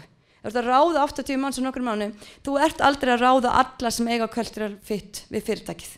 Og það bara að þú að horfast í augu við það og ræða við einstaklingana, kannski verður þú bara ánægri í vinnu einhvers staðar annars staðar í Nova. Nova ætlar ekki aðlaga sig að þér, þú veist, við erum ekki með starfsmannahandbækur, við erum ekki með starfslýsingar, við erum ekki að skrifa allt niður, við erum ekki að ferla allt, ef þú vilt vinna í þannig fyrirtæki, fylgta þannig fyrirtæki, en við ætlum ekki að gera þannig. Og við erum ekki með starfsmannahald, við erum ekki með þetta, að það þora að segja nei. Og þetta þau markmið sem við settum okkur 2006 og við vinnum enn eftir. Við viljum vera besti vinnustaður í heimi, við viljum eiga ánægðasta viðskiptavinna, við viljum vera eitt sterkustu vörumerkjunum á Íslandi og við viljum vera best á netinu. Þegar netið það sem við erum og ætlum okkur að vera sérfræðingarnir í. Þannig frá einokun í þetta fákeppni, svona var markaðurinn fákeppni þegar Nova kemur inn á markað, Vodafone var með 60% markaðshlutdeild og Siemens 60% og í dag þetta cirka 30-30-30. Við erum með 34,4% markaðshlutdeild í fjölda viðskiptavinna og svona 31-2% markaðshlutdeild í tekjuhlutdeild og við sjáum það að á þessum 20 árum þá voru virk símkort 40.000 og þau eru 436.000 mitt ár 2016. Og af þessum 436.000 símkortum þá cirka 10% þeirra í öðru en farsímum en þar spáð einmitt að mesti vöxturinn verður á næstu árum að það það að símkort fara í annað en farsíma. Og frábært að vera búin að ná þessari góðu hlutdeild í farsímamarkaði og ef maður byggir bara einhvers staðar annars staðar í Íslandi þá hefur maður nóg af fólki til að halda áfram bara að selja farsímaþjónustu en það kannski líka áskorun við það að búa í Íslandi að þú getur ekki bara gert vörumerki sem bara ákveðin markhópur og gert það ógeðslega vel. Það bara ekki nóg. Því að það bara hópurinn og lítið. Þú þarft að færa þig vera fyrirtækjamarka, þú þarft að fara og vaxa úr farsímaþjónustu og þú veist, annars getur þú bara ekki stækka og þróa fyrirtæki og það svo mikilvægt fyrir þennan frumkvöðan anda að vera alltaf að gera eitthvað nýtt og alltaf á sinn tíma. Þannig að það var kannski aðeins, okkur fannst vera aðeins rólegt hjá okkur 2015, duttum þetta frábæra app og ákveðum að gera aurappið sem við erum gríðarlega stolt af og við erum með yfir 25.000 notendur í dag. Og í apríl 2016 þá hófum við að bjóða ljósleiðaraþjónustu en af þessum 55 milljörðum sem fjarskiptamarkaðurinn þá farsímamarkaðurinn aðeins 16 milljarðar og hann hefur ekkert vaxið frá, þú veist, hann bara búin að vera 16 milljarðar síðustu, þú veist, 7 árin. Það engin veltuaukning á farsímamarkaði. Þannig að með því að hefja ljósleiðaraþjónustu þá stígum við inn á nýjan hluta fjarskiptamarkaðarins sem cirka 10 milljarðar. Og eins og segðan, það svo rosalega erfitt að halda sér réttu með kúrunni og það svo einhvern veginn miklu auðveldara að segja bara, nú ætlum ég bara að taka 1 ár og taka aðeins rólega og við erum búin að vinna svo ógeðslega mikið. Og svo manni eins og vorum að byrja með nógu hvenær róast svona, þú veist, hvenær verður þetta svona aðeins minni vinna, því að þetta var náttúrulega eins og Skúli kom inn á áðan, það verður bara 24/7 vinna að stofna fyrirtæki og ég segi það róast aldrei. Því ef það ætlar að taka eitthvað 1 ár eða mánuð og taka eins og tillit, þá bara einhver annar sem tekur fram á þér. Því að það sem þú ekki gerir, gerir einhver annar.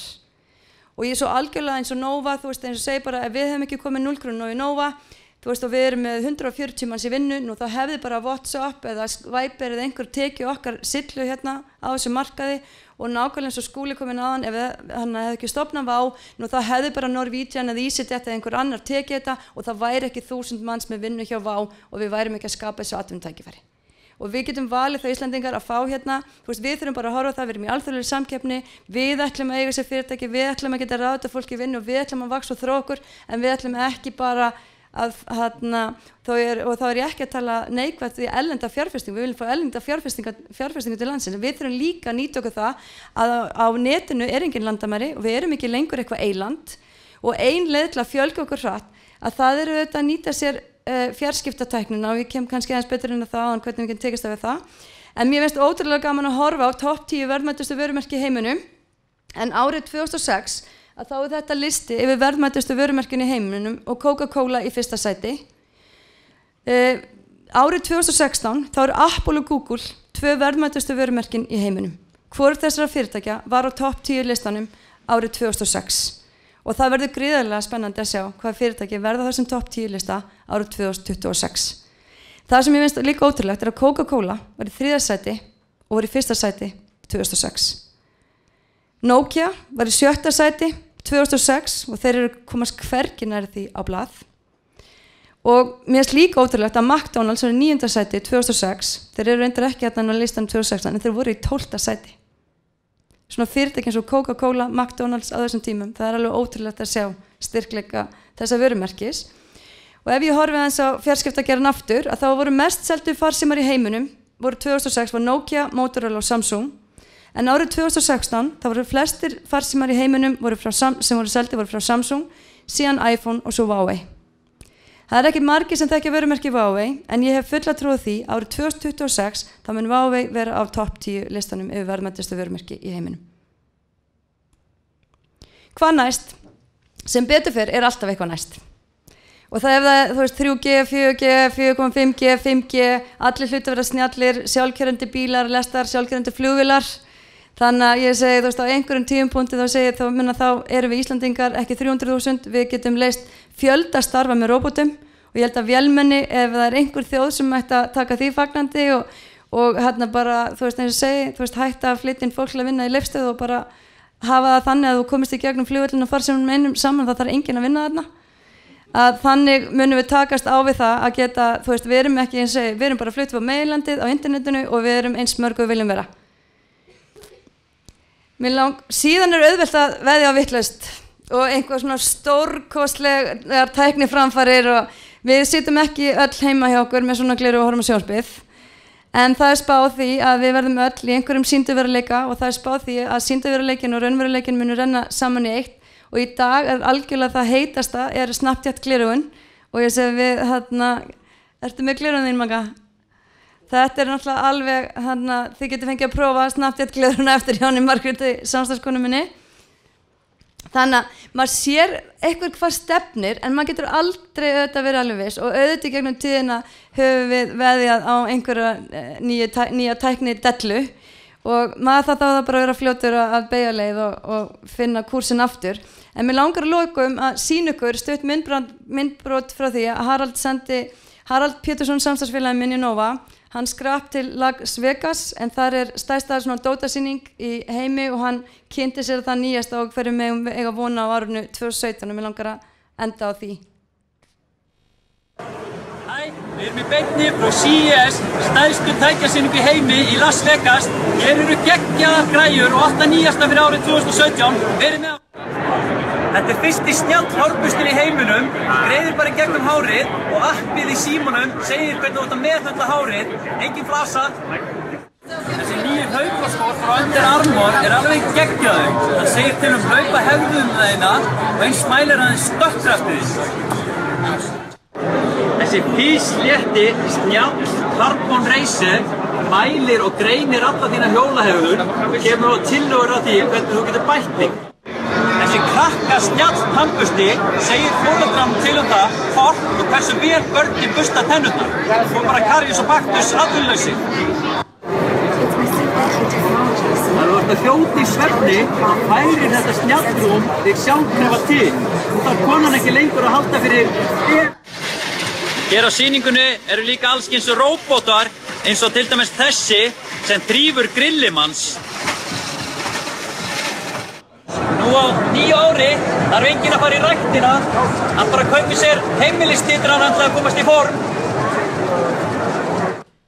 Í gegnum þessa verðlaunagræju hér skammtar þú kettinu þínum bæði vatn og mat í gegnum farsímann þinn. Svo nú getur þú bara kött í öðru landi.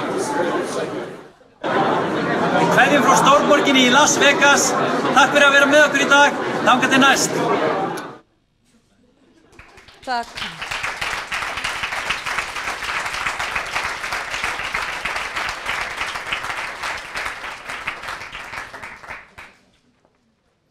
Kærar þakkir. Verður mottóð eftir þennan fund, fyrirtækin heima. Það gengur tíma börnin heim, nú verður fyrirtækin heima. Næsti mælandi hjá okkur í dag Valur Hermannsson sem stofnaði Eldum rétt og hann ætlar að ræða framtíðar mat. Hann típisku frumkvöðull og með skólagöngu frá Menntaskólanum í Kópavogi, Iðnskólanum í Hafnarfirði og Tækniskólanum. Hann hefur unnið ýmis verktakastörf, verið í verslunarrekstri og stofnar Eldum rétt 2013. Þannig að það mjög spennandi að heyra í Val hvað hann hefur að segja okkur. Gjör svo vel, Valur.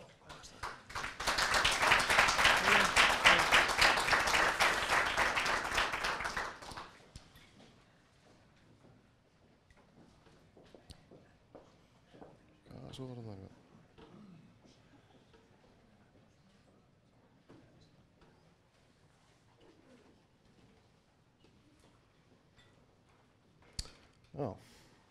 Já, Valur ég, kemur frá Eldum rétt. Takk hérlega fyrir að bjóða mér hingað. Heyrið ekki alveg í mig svona bara? Heyrið, afsakið. Já, ég semst fyrsti fyrirlestur sem ég held, þannig að ég vona að allir skemmt sér bara vel. Ég veit að ég gera það, en ég ætla að byrja að tala aðeins hvernig Eldum rétt virkar fyrir þá sem þekkja fyrirtæki eitthvað lítið. Það margir viðskiptavinir okkur samt.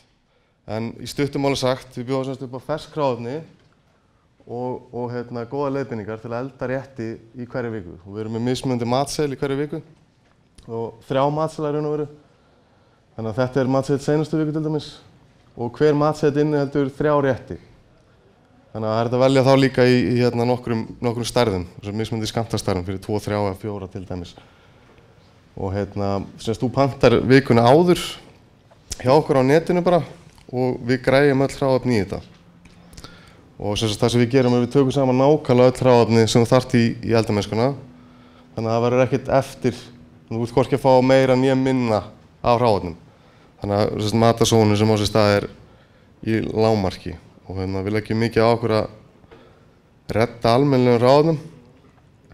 Og þannig að allir laukar til dæmis og paprikur og tómatar og svo framvegis allt hand yfirfarið á okkar starfsmönnum og það allt talivandlan, allt stemmi og svo náttúrulega reynum við bara eins og við getum að hafa eitthvað gott í matinn, þannig að klárist örugglega alltaf diskunum líka. Þannig að þú ert að fá bara akkurat það sem þarft, þannig að eldamennskan verður svona talsvert auðveldari líka því það er svona minna að vigta og mæla og svoleiðis. Kostirnir við Eldum rétt eru margir og mætti helst nefna þá minni matasóun, fjölbreyttari fæðu, peningasparnað og tímasparnað.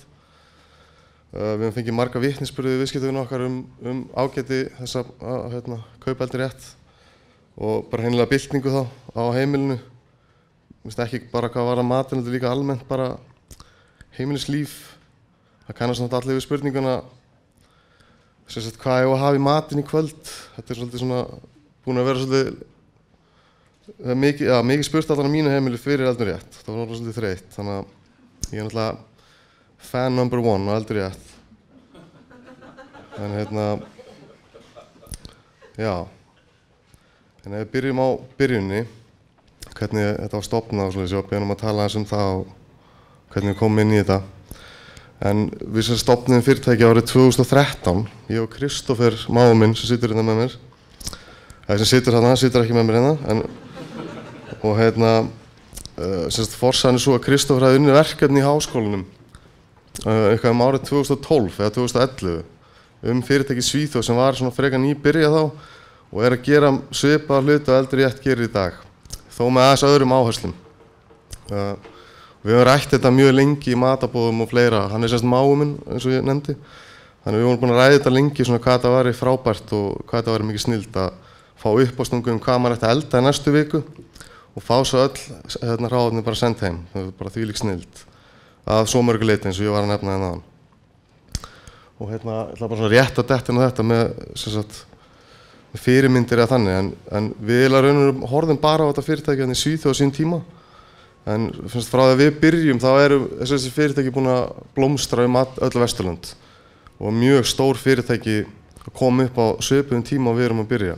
Við kringum byrjun mitt ár 2013, þá svona byrjar þetta að skjótast upp út allt. Og það eru svona mismunandi áherslur hjá hverju, eftir löndum aðalega svona, bara hvað í matinn og hversu mikið vesen þetta sko. Og hvað það eiga mikið heima til dæmis. Svo í Svíþjóð hjá flestum fyrirtækjum þar þarf að eiga öll krydd og jafnvel pasta og fleira, en þegar við vorum að plana þetta þá ákvaða að Íslendingar myndu helst að fá bara allt dótið. Þeir eru ekkert að nenna að standa í einhverju svona plana, ekki strax allavega. Þannig að einn sérstæða hjá okkur að við náttúrulega tölum við tölumst aðeins við fólk sko, sem er svona fyrirtæki á Norðurlöndum, þekkjum aðeins til nokkura fyrirtæki, erum í sambandi við þau. Og við vitum að við erum svona frekar aðeins ferskari heldur en kannski mörg önnur fyrirtæki út í heimi í þessu. Með ferskan fisk meira, náttúrulega sérstæðan á Íslandi, auðvelt að fá ferskan fisk og almennt bara í ferskri vöru. Við erum ekki frosnu kjöti eða eiginlega engu frosnu bara, alveg lágmarki. Og að önnur sérstæða okkar að það er að sækja matapakkan í okkur, en það er ekkert annað fyrirtæki í heiminu sem við vitum af sem býður upp á það. En þá getur kúnnin, ef hún finnst þægilegt, heima nálægt eða er í vinnunni nálægt ekki, komið við og sótt bara pakkan og spara svona smá sendingkostnað, þannig við rukkum sérstaklega fyrir hann. Þannig að vorið 2013 þá ákveða þetta sé ógóð hugmynd til þess að sleppa það framkvæmana. Það var ekkert að frétta neinum innan heima sem ætlaði eitthvað að gera þetta og raun og fannst ekki það mörgum þetta það góð hugmynd nema okkur. En við vorum hvorum með eiginlega neina reynslu úr matvælageranum. Við vorum fórum í þetta bara með góðskapið og bjartsýnina. Heldum þetta ekkert mál. En við leiðum sumarið 2013 og förum við í Smiðjuveg og það voru ekkert merkilegar merkingar til að byrja með. Við náðum að breyta því seinna. En við vorum í 6 mánuði að gera upp þetta 140 fermetra bil og það fór eiginlega öll vinna fram bara okkur og vinum, vandamönnum og fjölskyldu og svona. Þetta var mjög low project atriði sem fór í gang. En við tókum okkur hálft ár í þetta. Býtum við þetta aftur í reyna. Þannig að janúar 2014 vorum við tilbúin að opna og eins og ég sagði, það var ekkert öllum sem fannst það neitt svakalega góð hugmynd. Í raun og veru ekkert það mörgum. Við áttum freka miklum erfiðleikum með að fá Birgja til að selja okkur, nenn að pakka fyrir okkur. Það var svolítið challenge til að byrja með. Við vorum að útskýra fyrir þeim, við höfum bara samband við ykkur, þið pakkið fyrir okkur þessu og þeir bara, nei, við erum ekki að nenna þið. Þetta verður aldrei neitt hjá okkur. En það voru nokkri góðir sem að hjálpa okkur á stað og já, það voru alveg nokkri sem höfðu trú á okkur. Þannig að við byrjum bara strax í janúar 2014 og við sem voru lítið hvað vorum fór úti. Það var eiginlega engin fordæmi fyrir því sem við vorum að gera. Það er ekkert annað fyrirtæki að gera þetta, þannig við eiginlega þurftum svolítið bara að læra eins og bara tíminn leið sko. En við fengum strax ótrúlega marga kúnna. Við vorum með fengum 30 viðskiptavinni bara í annarri viku. Þannig að það voru einhverjir sem örugglega bara allir sem átt heima úti og vissi af svona koncepti sko. Og við heldum bara að þetta myndi bara gerast. Við erum bara konur í 500 pakka bara til nokkra vikur. Poppum bara kampa inn á leiti. Svo var vöxturinn ekki nema einhverju 2 pakkar á viku. Það sem eftir var 2014 sko. Það var bara ekkert að frétta hjá okkur. Við vorum orðin mjög svartsýnir í lok 2014 og vorum búin að vera að hjakkast í þessu í 1 ár og næstu í 2 ár frá því við byrjum að plana sko. Við byrjum vorið 2013 að plana að leggja einhver línur. Þannig að við vorum svona alveg alltaf á mörkunum við að hætta bara. Þetta væri ekki verið að ganga og við værum bara búin að, við vorum mjög lítið sjálfstraust og þetta var svona svolítið erfitt. En við vorum með fáa en góða kúnna og vorum mjög ánægð með okkur og við lifðum rosalega mikið á góðu hrósi frá kúnnunum okkar sem við höfðum. Þau bara héldu okkur gangandi sko, algjörlega. Þannig að fáir viðskiptavinir en ánægðir viðskiptavinir. Þannig við tóruðum svolítið á því. En við vorum ekki að fá neitt borga þannig sko. Þannig semst í janúar 2015 eftir 1 ár þá fórum við svolítið af stað og tókum svona óvænt stökk. Við vorum eiginlega bara hættir bara jólin. Svo bara í fyrstu vikunni í janúar þá þrefaldaðist bara salan og þá poppuð bara önnur kampavínsflaska. Ég held að það var alveg komið. Það gekk alveg ágætlega í árinu 2015.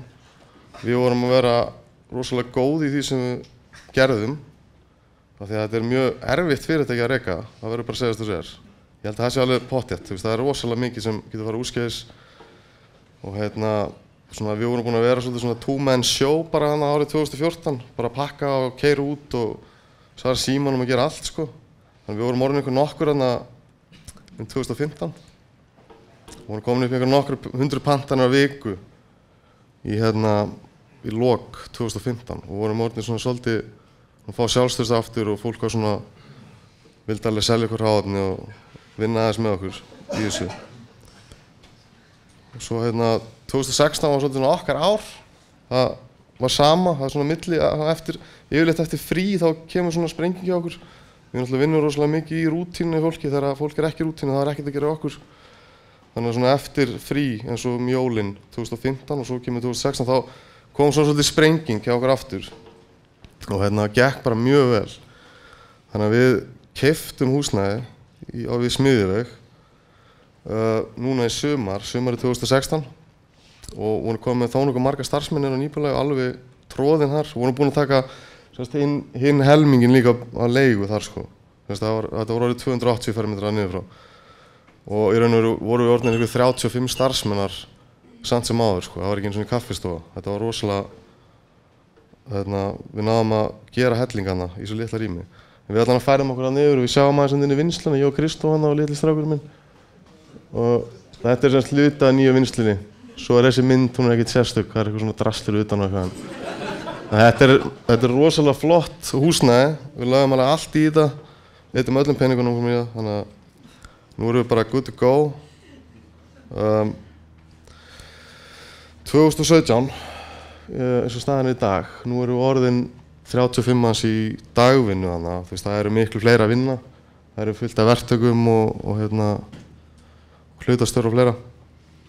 En við erum byrjað að vinna alltaf því innan deildum í fyrirtækinu, við erum með pökkunardeilda sjálfsögðu, við erum með þróun matsela inn í eldhúsi, við erum með skrifstofudeild sem þá með tæknianga og þjónustuanga og svo framvegis, sendla, afgreiðslu og fleira og það gengur mjög vel hjá okkur, svona stuttum alveg sagt. Þetta er ungt fyrirtæki, meðalaldur eitthvað í kringum 30 ára inni líklega og það jafnt við þá sem með yfirmenn eða aðra sko, það eru allir frekar ungir.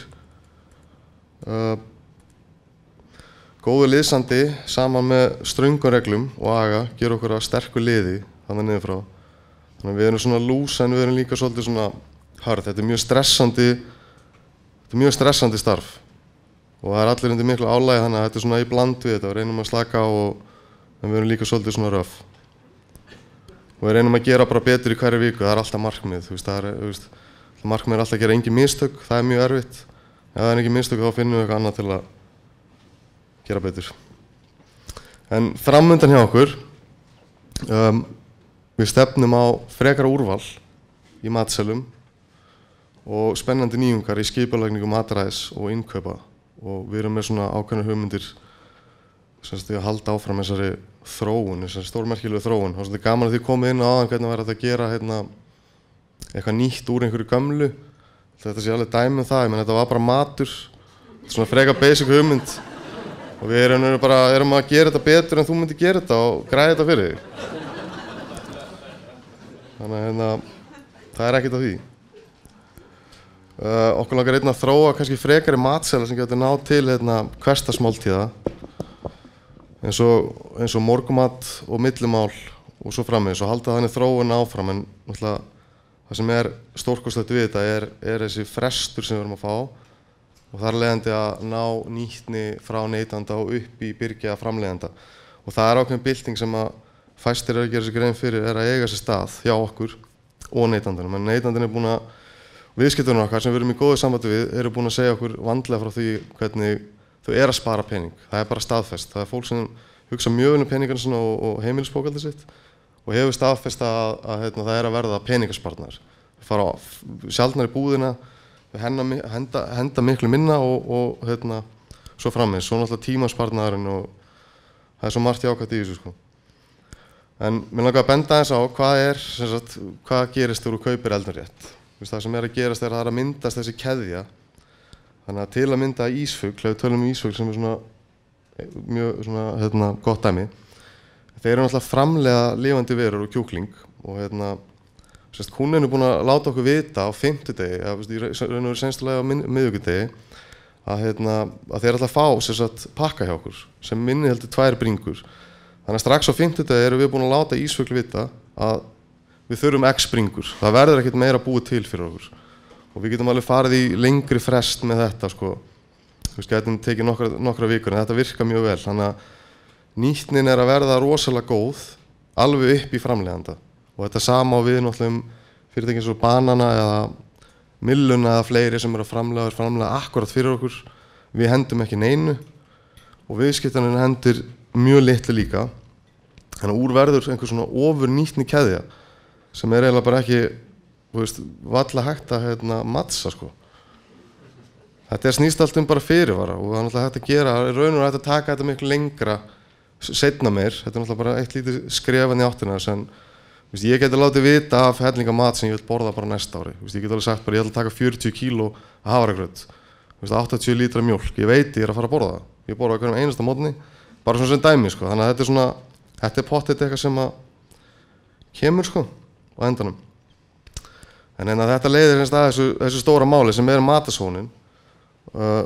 Matasóun er að hafa gríðarlega áhrif á umhverfi okkar og veski okkar sem er alltaf eiginlega sami hlutur. En talið er að alltaf 40% þeirra matvæla sem framleiddir enda á ruslahaugunum. Þannig að þetta eru gríðarlega úrræði og fé sem er að fara í ekki neitt og ég veit ekki alveg hvaða fyrirtæki, ef við myndum hugsa þetta sem fyrirtæki, myndi sætta sig við 40% affall. Það er náttúrulega bara ekki lagi. En þarna erum við bendi aftur á að viðskiptanir eldun rétt og byrgjar eldun rétt eru bara með nánast 0 í affalli. Það er 100% nýtni nánast.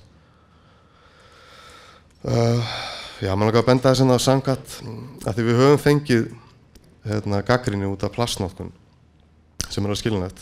En samkvæmt rannsókn vísindamanna við Háskóla Danmerkur, Vísindaháskóla Danmerkur ætti að vera, það eiga umbúðir einungis 1% sök af umhverfisspillandi áhrifum á völdum matvælaframleiðslu. Þannig að stóra máli er að nýta matinn, það er það sem kostar mest og það er það sem er að menga mest. En einnig eru mikla sviptingar í umbúðabransanum og staðgengill plastumbúða er handa á hornið. Við hjá Eldun Rétt erum að fylgjast mjög náið með þróunin í þessu og við erum að tala Odda til dæmis mikið þetta. Þeir eru með svona stefnu að vera bara í innfluttum umhverfisvænum umbúðum. Þannig að þeir eru svolítið að taka skarið með í þessu sko. En það er til dæmis efni sem heitir PLA sem við getum nú þegar fengið í staðin fyrir dollunum okkar, getum við skipt út í PLA sem er mjög miklu umhverfisvænara og er unnið bara úr sykurey og það hendar okkur þar sem það þolir ekki hátt hitastig, það hendar ekki öllum, en við erum ekki að vinna með hátt hitastig sem dollum, þannig að við getum notað til dæmis strax og þannig bara losað út alla plastdollur sem við erum notað, sem er stórt skref og við erum að vinna í að fullu að reyna að fá bæði plastfilmur í vélarnar okkar úr PLA og pókum og ég veit þetta er hægt, þetta komið miklu lengra erlendis.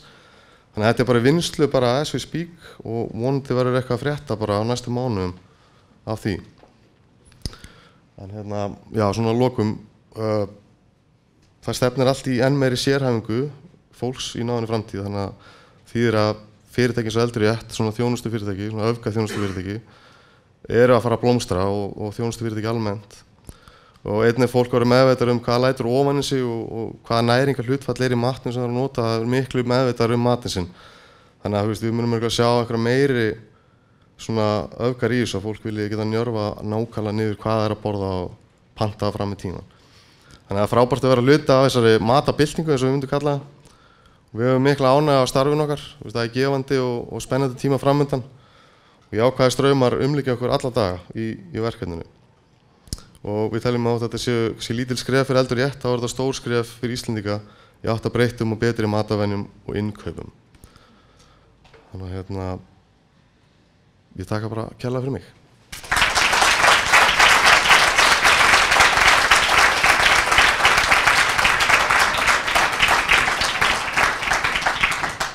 Takk kærlega fyrir, mjög áhugavert. Ég ætla ekki að reyna þetta lengur, sko. Það er mér sérstök ánægja að kynna næsta ræðumann, Þórarinn Sveinsson, Egil Sveinsson. Við erum gamli leikfélagar, börðumst á fótbolta í gamla daga. Hann segir að ég hafa haft betur, ég held að það sé bara huggulegheitin gagnvart mér núna á gamalsaldri. En Þórarinn er menntaður mjólkurfræðingur frá Landbúnaðarháskólanum í Noregi og hefur eiginlega starfað á sviði landbúnaðarframleiðslu í stóran hluta sínu ævi, fyrir utan það að vera í bæjarpólitík og Akureyri og vera þingi fyrir Framsóknarflokkinn. En hann hefur komið að mörgum nýsköpunarverkefnum. Ég man eftir hann kom að skýrverkefninu þegar það var að byrja og við vorum að þreifa fyrir okkur Íslendingar að flytja út skýr, að þá var hann í þeim hópi sem kom að því verkefni. Þannig að það er fullt af slíkum verkefnum sem hann hefur komið að og er í dag stjórnarformaður Örnu í Bolungarvík. Arna hefur verið mikið í umræðinu vegna þess að þeir eru svona litli aðilin sem eru að berjast við mjólkursamsöluna og það er mjög spennandi vegferð í gangi. Þórarinn, því ég tala svo mikið þá ætla ég ekki að gera mikið lengur. Við erum komið langt fram í tíman og gefa þér orðið hér. Gjörðu svo vel.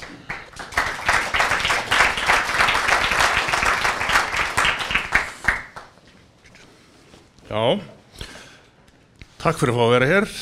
Þórarinn heiti ég semst Egil Sveinsson, góð fundarstjóri og ráðherra og þið fundamenn. Takk fyrir að taka um tíma. Þetta erum ekki komið svo langt fram úr tímanum fundarstjóri að ég segi bara, við erum bara að framleiða góða mjólkurvörur, ég vona að þið kaupið þér öll, takk fyrir bless. Þetta er ekkert flóknara, sko. En ég hef aldrei þennan titil, bráðþroska og byrjunarreit, af því að ég mér finnst, þið tölum um það eftir hvort ykkur finnst að passa, en ætla aðeins að segja ykkur um Örnu. Við erum sem sagt mjólkurvinnsla, staðst í Bolungarvík og við hófum rekstur í 2013 og vorum búin að hugsa um þetta í mörg ár og lengi áður og við ákvaðum að sérja okkur í góðum mjólkurvörum með laktósa fríar vörur, það er sérstaðan, en fyrst og næst góða mjólkurvörur. Og við vorum búin að velta fyrir okkur lengi. Arna var svo endanlega stofnuð af 11 aðilum, heimamenn í Bolungarvík og menn með tengsl til Bolungarvíkur og við erum 3 mjólkurfagmenn. Aðeins að leiðrétta fundarstjóri, mjólkurfræðingurinn sem ég lærði í Noregi, það fylgdi honum smá verkur. Þannig að ég er mjólkurverkfræðingur, mikilvægt sko. Með mér eru 2 heiðursmenn sem eru mjólkurfræðingar, þeir eru Hálfdán Óskarsson sem er staðarhaldari og Ísfirðingur og var áður mjólkurbúrstjóri í Mjólkursamlaginu á Ísafirði og Oddgeir Sigurjónsson sem er búinn að vera félagi minn í Mjólkursamlagi í gamla daga og í þessum bransa bara nánast álíka lengi og ég. Og við segjum oft, ef við leggjum saman vinnutíman, þessum erum við svona svolítið bráðþroska, af því að ef við leggjum saman dagvinna þá erum við komin á aðra öld í reynslu Og ef við tökum líka með nætun og yfirvinna þá erum við örugglega búin að vinna í 300 árið sem bransa sko.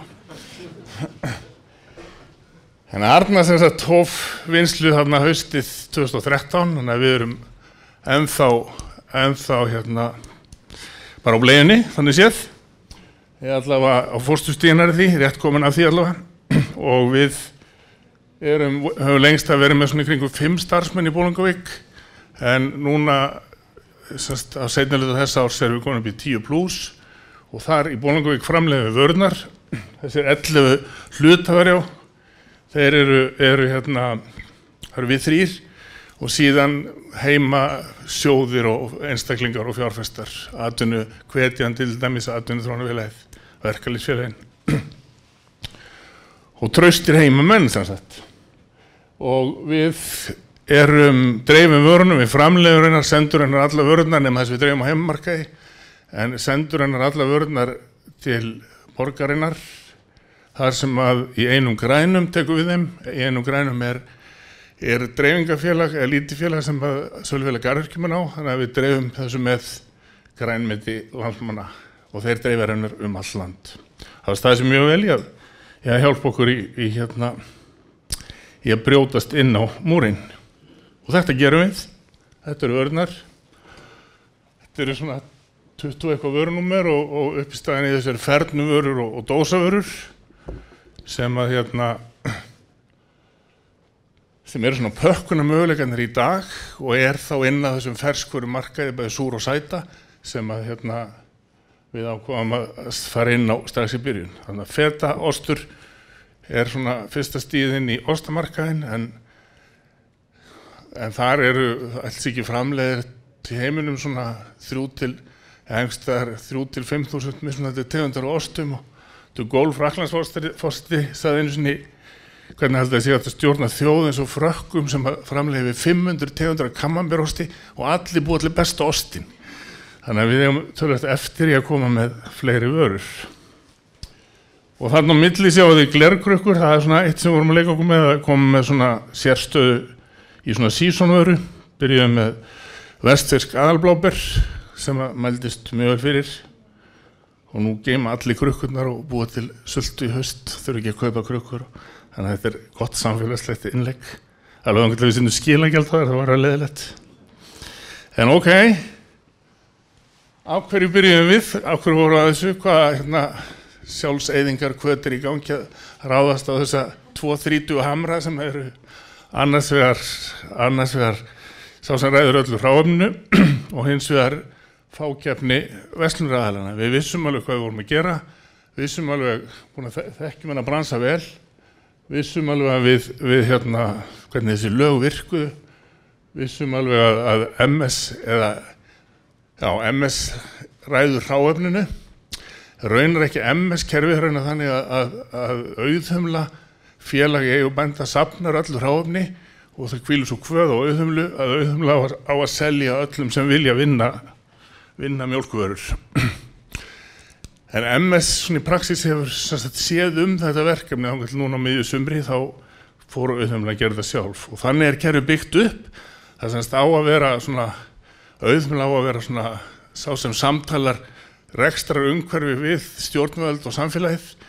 Auðhumla er félagi í eigu bænda, safnar allir mjólk og á þeim hvílir svo skylda að selja öllum. Þannig að við kunnum allar þessar reglur, við vorum ekki að fara út á fótboltavöllin og fara að spila fótbolta og vonastlega myndi gilda handboltareglur sko. Við kunnum þetta alveg og það hefur allt gengið eftir og bara ágætt samstarfi því. Hinum megin erum við svo með fákeppni í verslun sem er undir samkeppnislögum sem er svona bara önnur lög og alveg erfitt að umgangast á, eða gaman eða ekki. En þetta var svona kveikjan að vinnslunni fyrir vestan, að við sáum hann að markashillu og leituðum heilmikið, gerðum eins og maður gerir venjulega, lítur í tekkar á markastöðinni og lítur þá eingöngu í baksýnspeglinum til að gá hvað hefur verið gert. Og það var engin þörf fyrir laktósafría vörur á Íslandi, það var engin sem hafði spurt það og engin að framleiða það. Þannig að við fundum engin gögn það út af fyrir sig. Þannig að við fórum svona í smiðju nágrannalandana og fundum kannski svona bestu gögnin frá Finnlandi. Þar spádómur, eða svona málmanna á flestar skýrslur og greiningar segja að það sé svona 20% þjóðarinnar sem að borðar laktósafría vörur og ekki, það er svona 10+% óþol, en það þýðir að þetta er svona 20% sem að er nokkuð fast á þessum vörum. Þannig að þess vegna var þessi sérstæða búin til, ef við búin til góða mjólkvörur sem eru möguleiki, þá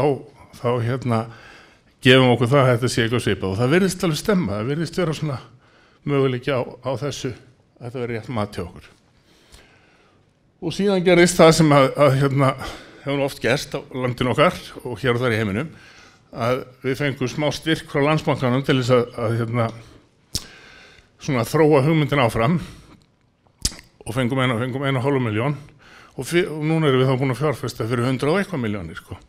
Þannig að þetta sem gerist, gömul kona gefur eitt stól í kirkjuna og svo byrð kirkja fyrir miljard, sko. Þannig að við erum eins og gamla kona sem gaf stólinn, sko, ef ekki gefið stólinn. Og síðan lagði MS niður sína vinnslu á Ísafirði og það var svona bylgja sem að sópaði saman svolítið af þessum fjárfestum. Þannig að það er mikill stuðningu við rekstur Örnu þannig fyrir vestan, sko. Og svo sem vonandi út allt land. Og já, svo er þetta svona ytri aðstæðna sem við eiginlega settum á blaði í byrjun og stemma eiginlega. Þetta er bara það sem gerðist og svona er þetta bara, ekki meira það að segja, sko. Við svona mátum þetta þannig að þessi fákeppni eins og hefur nú komið mjög vel fram hérna í ræðum manna, fákeppni hún svona leiðir oftast til stöðnar og við þóttumst finna fullt af götum í þessum matarmarkaði hér, mjólkurvörumarkaði og það hefur að mörguleiti gengið eftir og síðustu árin hafa bændur verið að hagræða alveg rosalega og það hefur verið, menn hafa verið með fókuseraðir á gjaldahlið rekstrarreikningsins. Þegar ég var mjólkurbústjóri í Eyjafirði, sko, frá 1980 til 2000, þegar ég byrjaði 80, þá voru þar 600 bændur, milli 500 og 600 bændur, mjólkurbændur. Núna eru tæplega 600 bændur á landinu öllu, sko. Þannig að það er búið að hagræða burt öllum öðrum bændum heldur en þessu voru í Eyjafirði. Þannig að svo segir mér að það hefur ekki gerst í þessu grein, það er auðvitað ótrúlega mikið sem hefur gerst, sko. En samt framleiða þessi 600 bændur sem eftir meiri mjólk en var framleidd þá. Þannig að, en þetta þýðir ekki að menn kannski gleyma að horfa á sóknarfærin hinum einn. Það er líka tekjulið á þessu reikning eins og mjög vel hefur komið fram hér. Það er sem sagt, maður festist svo í það er ódýrast að framleiða bara mjólk og selja bara á, eða láta fólk koma bara með brúsa í lausum máli eins og var ekki annað það. Það þurfti ekki að loka mjólkubúðunum. Það hefur verið ódýrast að dreifa mjólkinni bara í 50 búðir í Reykjavík, sko. Við þurfum ekkert farsíma, sko. Já, en viljum við vera án þess, sko. Við viljum það ekki og við viljum þróa hennar markað áfram, sko. Þannig að ef maður festist í því að hugsa bara sparnaðinn og vera ódýrari og kerfið hefur svolítið verið þannig. Að menn hafa pressanir verið endalaust en ekki hort á sóknarliðana hinum einn. Við vissum það alveg, við ættum enga séns í MS og bara hennar markaði að við ætlum að keppa á verðum. Það er ekkert, við getum ekkert verið þar, við vorum bara að vera betri, skemmtilegri, betri vörur og nálgast þetta svolítið öðruvísi. Við töpum verðsamkeppni fyrirfram, sko. Þannig að það er eiginlega nálgunin. En það er nóg eftir í þessum markaði eins og þið sjáu, þetta er svona 25-30 milljarða markaður. Og við veltum ekki nema 600 milljónum í fyrra en ætlum að það í ár. Já, svo eru svona, ég verði eiginlega minnast að þessar peningastofnir, það eru mjög lítið nýsköpunarvænar og við hefðum ekki náð svona, ef værum ekki komin hingað ef við hefðum þurft að fjármagna þetta með lánsfé. Þannig að þetta er fjármagna með nánast með hlutafé og láni eiganda, sko. Þannig að það er einu leiði fyrir nýsköpunarfyrirtæki held ég, meðan að peningastofnir taka ekki öðruvísi á þessu. Svo er ég eiginlega búin að segja þetta alltaf ekki. Við ákváðum bara að fylgja þeim umferðarreglum sem verið til, við þetta vælum ef að dómarinn dæmir á okkur víti sem alltaf er ósanngjarnt, sko, og látum heyra í okkur, en fyrst og fremst verðum við bara að fylgja þeim reglum sem verið til, við komum ekki til að breyta lögum og rétti. Og við lentum í þessu sem hefur komið fram hér líka, menn svona þetta þýðir ekki, þetta er nú vonlaust, hvað er það eiginlega að reyna? allt það sko. Það var erfitt að sanna sig á byrgjum í byrjun.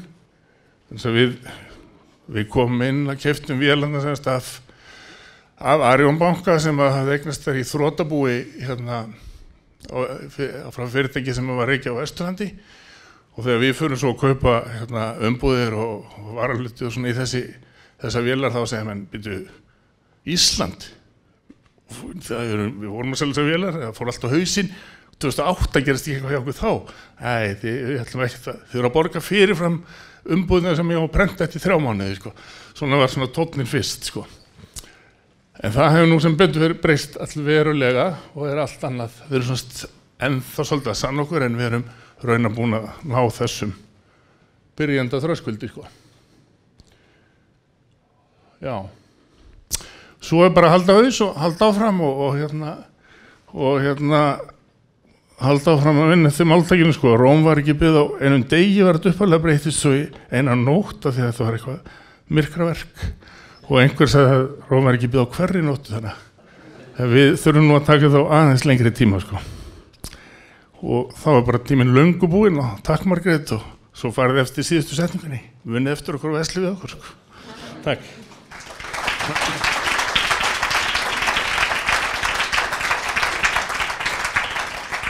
Takk kærlega fyrir Þóra, en ég held að þið hafi notið góðs svolítið að því að viðskiptavinir velja líka stundum með fótunum, ekki bara út frá verðinu, og vörurnar ykkar eru góðar, þannig að þegar maður er búin að prófa reynslu þá kemur maður aftur, og það er alveg rétt að ég er búin að safna þessum krukkum, alltaf nota þetta hunangi mitt á næsta ári ef ég fæ einhver uppskeru, þannig að endilega halda áfram nota þá er ég komið safn.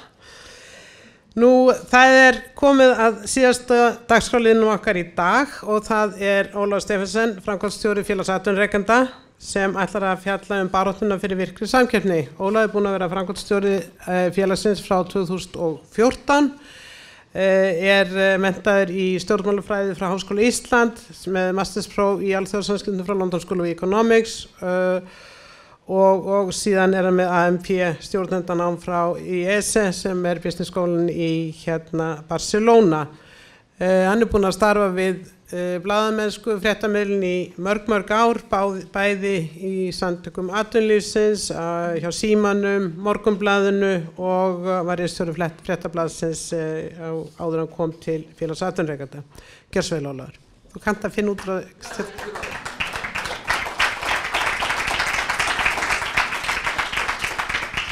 Já, takk fyrir það. Mér langar til að byrja að segja að það búið að vera óskaplega gaman að hlusta hérna á þessi erindi hérna. Ég er bara held ég ennþá trúaðri á einkaframtakið og frumkvöðla heldur en ég er venjulega, og þó gengur vinnudagur minn gjarnan út á að hafa trú á því. Við segjum ofta að félag atvinnurekenda sé kostur áskorendana á markaði, minni og meðalskora fyrirtækja, þeirra sem að sækja á brattan. 2 af fyrirtækjunum sem að töluðu hérna áðan eru félagsmenn hjá okkur, hinn 2 eru með númerið mitt. Baráttan fyrir frjálsari viðskiptum og betra samkeppnisumhverfi, hún gengur alveg eins og rauður þráður í gegnum allt starf félagsatvinnurekenda. Jafnvel þó að það standi ekki samkeppni á málinu, þá gengur það nú iðulega út af það, eins og til dæmis í tollamálum, opinberum innkaupum, regluverki atvinnulífsins og opinberum umsvifum í atvinnulífinu sem eru nú þetta er allt saman mál sem við erum svona að rótast í. Ég held að sé óhætt að segja að okkar félagsmenn hafa mismunandi skoðanir á starfsemi samkeppniseftirlitsins.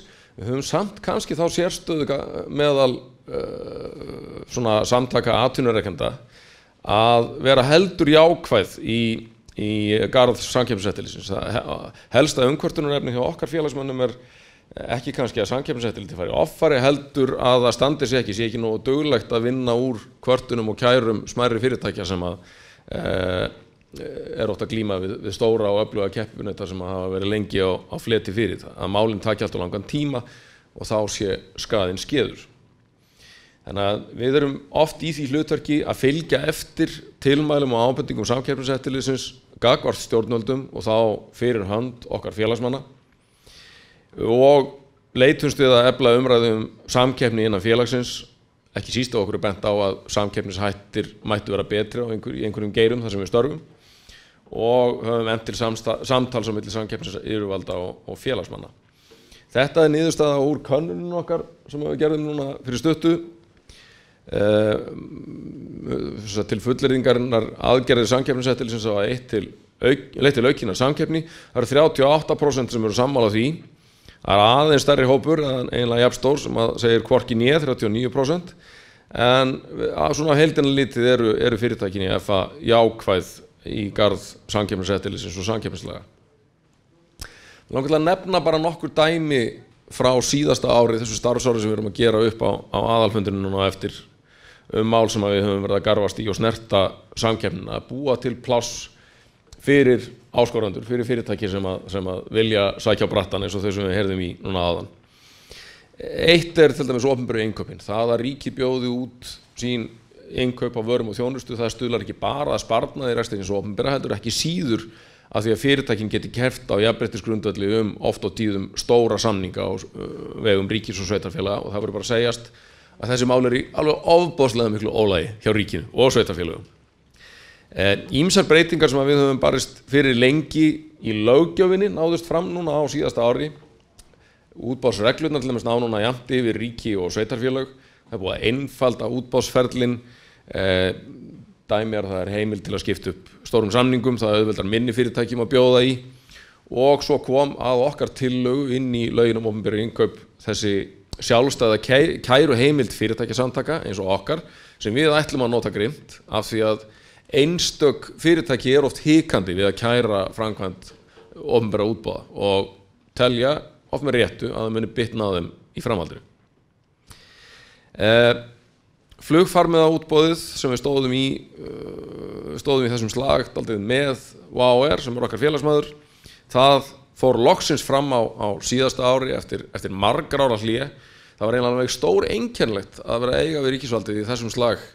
Fjármálaráðuneytið sem á að vera að passa peningan okkar hélt því mjög markvisst fram að það ætti ekki að horfa öll farmiða innkaup ríkisins sem eina heild, heldur horfa hverja stofnun fyrir sig, og þar af leiðandi væri þetta ekki útboðskylt. Ríkið með öðrum orðum var alveg á harða hlaupum frá því að nota kaupendastyrk sinn til að ná hagkvæmari innkaupum.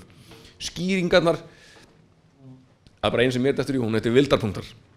En þetta er byrjað, það er byrjað að bjóða út, þetta eru lítil skref, það eru hnökrar á framkvæmdin í byrjun sem við höfum gert athugasemdir við, en þarna hefur náðst alltaf árangur. Tollamálin eru líka samkeppnismál og við höfum nú beitt okkur heilmikið í þeim. Með niðurfellingu tolla verður náttúrulega samkeppni á innanlandsmarkaði virkari, innlendir framleiðendur njóta þá ekki neinar verndar gagnvart erlendri samkeppni, og það hefur náðst, eins og ráðherrann kom nú inn á hérna áðan, gríðarlegur árangur undanfarið 3 ár í niðurfellingu vörugjalda og tolla á öllum vörum öðrum en ýmsum matvörum. Tollasamningurinn við ESB mun efla samkeppnina á búvörumarkaðnum, og loksins eins og það sé hlustað í stjórnarráðinu á röksemdir okkar samkeppniseftirlitsins og margra fleiri varðandi úthlutun tollkvótana. Það eru breytingar þar í farvatninu. Nú við höfum sömulegis rótast heilmikið í einokunar stöðunni á mjólkurmarkaði, en Þórarinn var nú kurteis við keppinautin hérna áðan, en það er staðreynd að þarna er heil atvinnugrein undan þegin bara grundvallar leikreglunum, undan þegin samkeppnislögum, háttsemi sem er refsiverð í öllum öðrum geirum atvinnulífsins er bara leyfð í mjólkuriðnaðinum.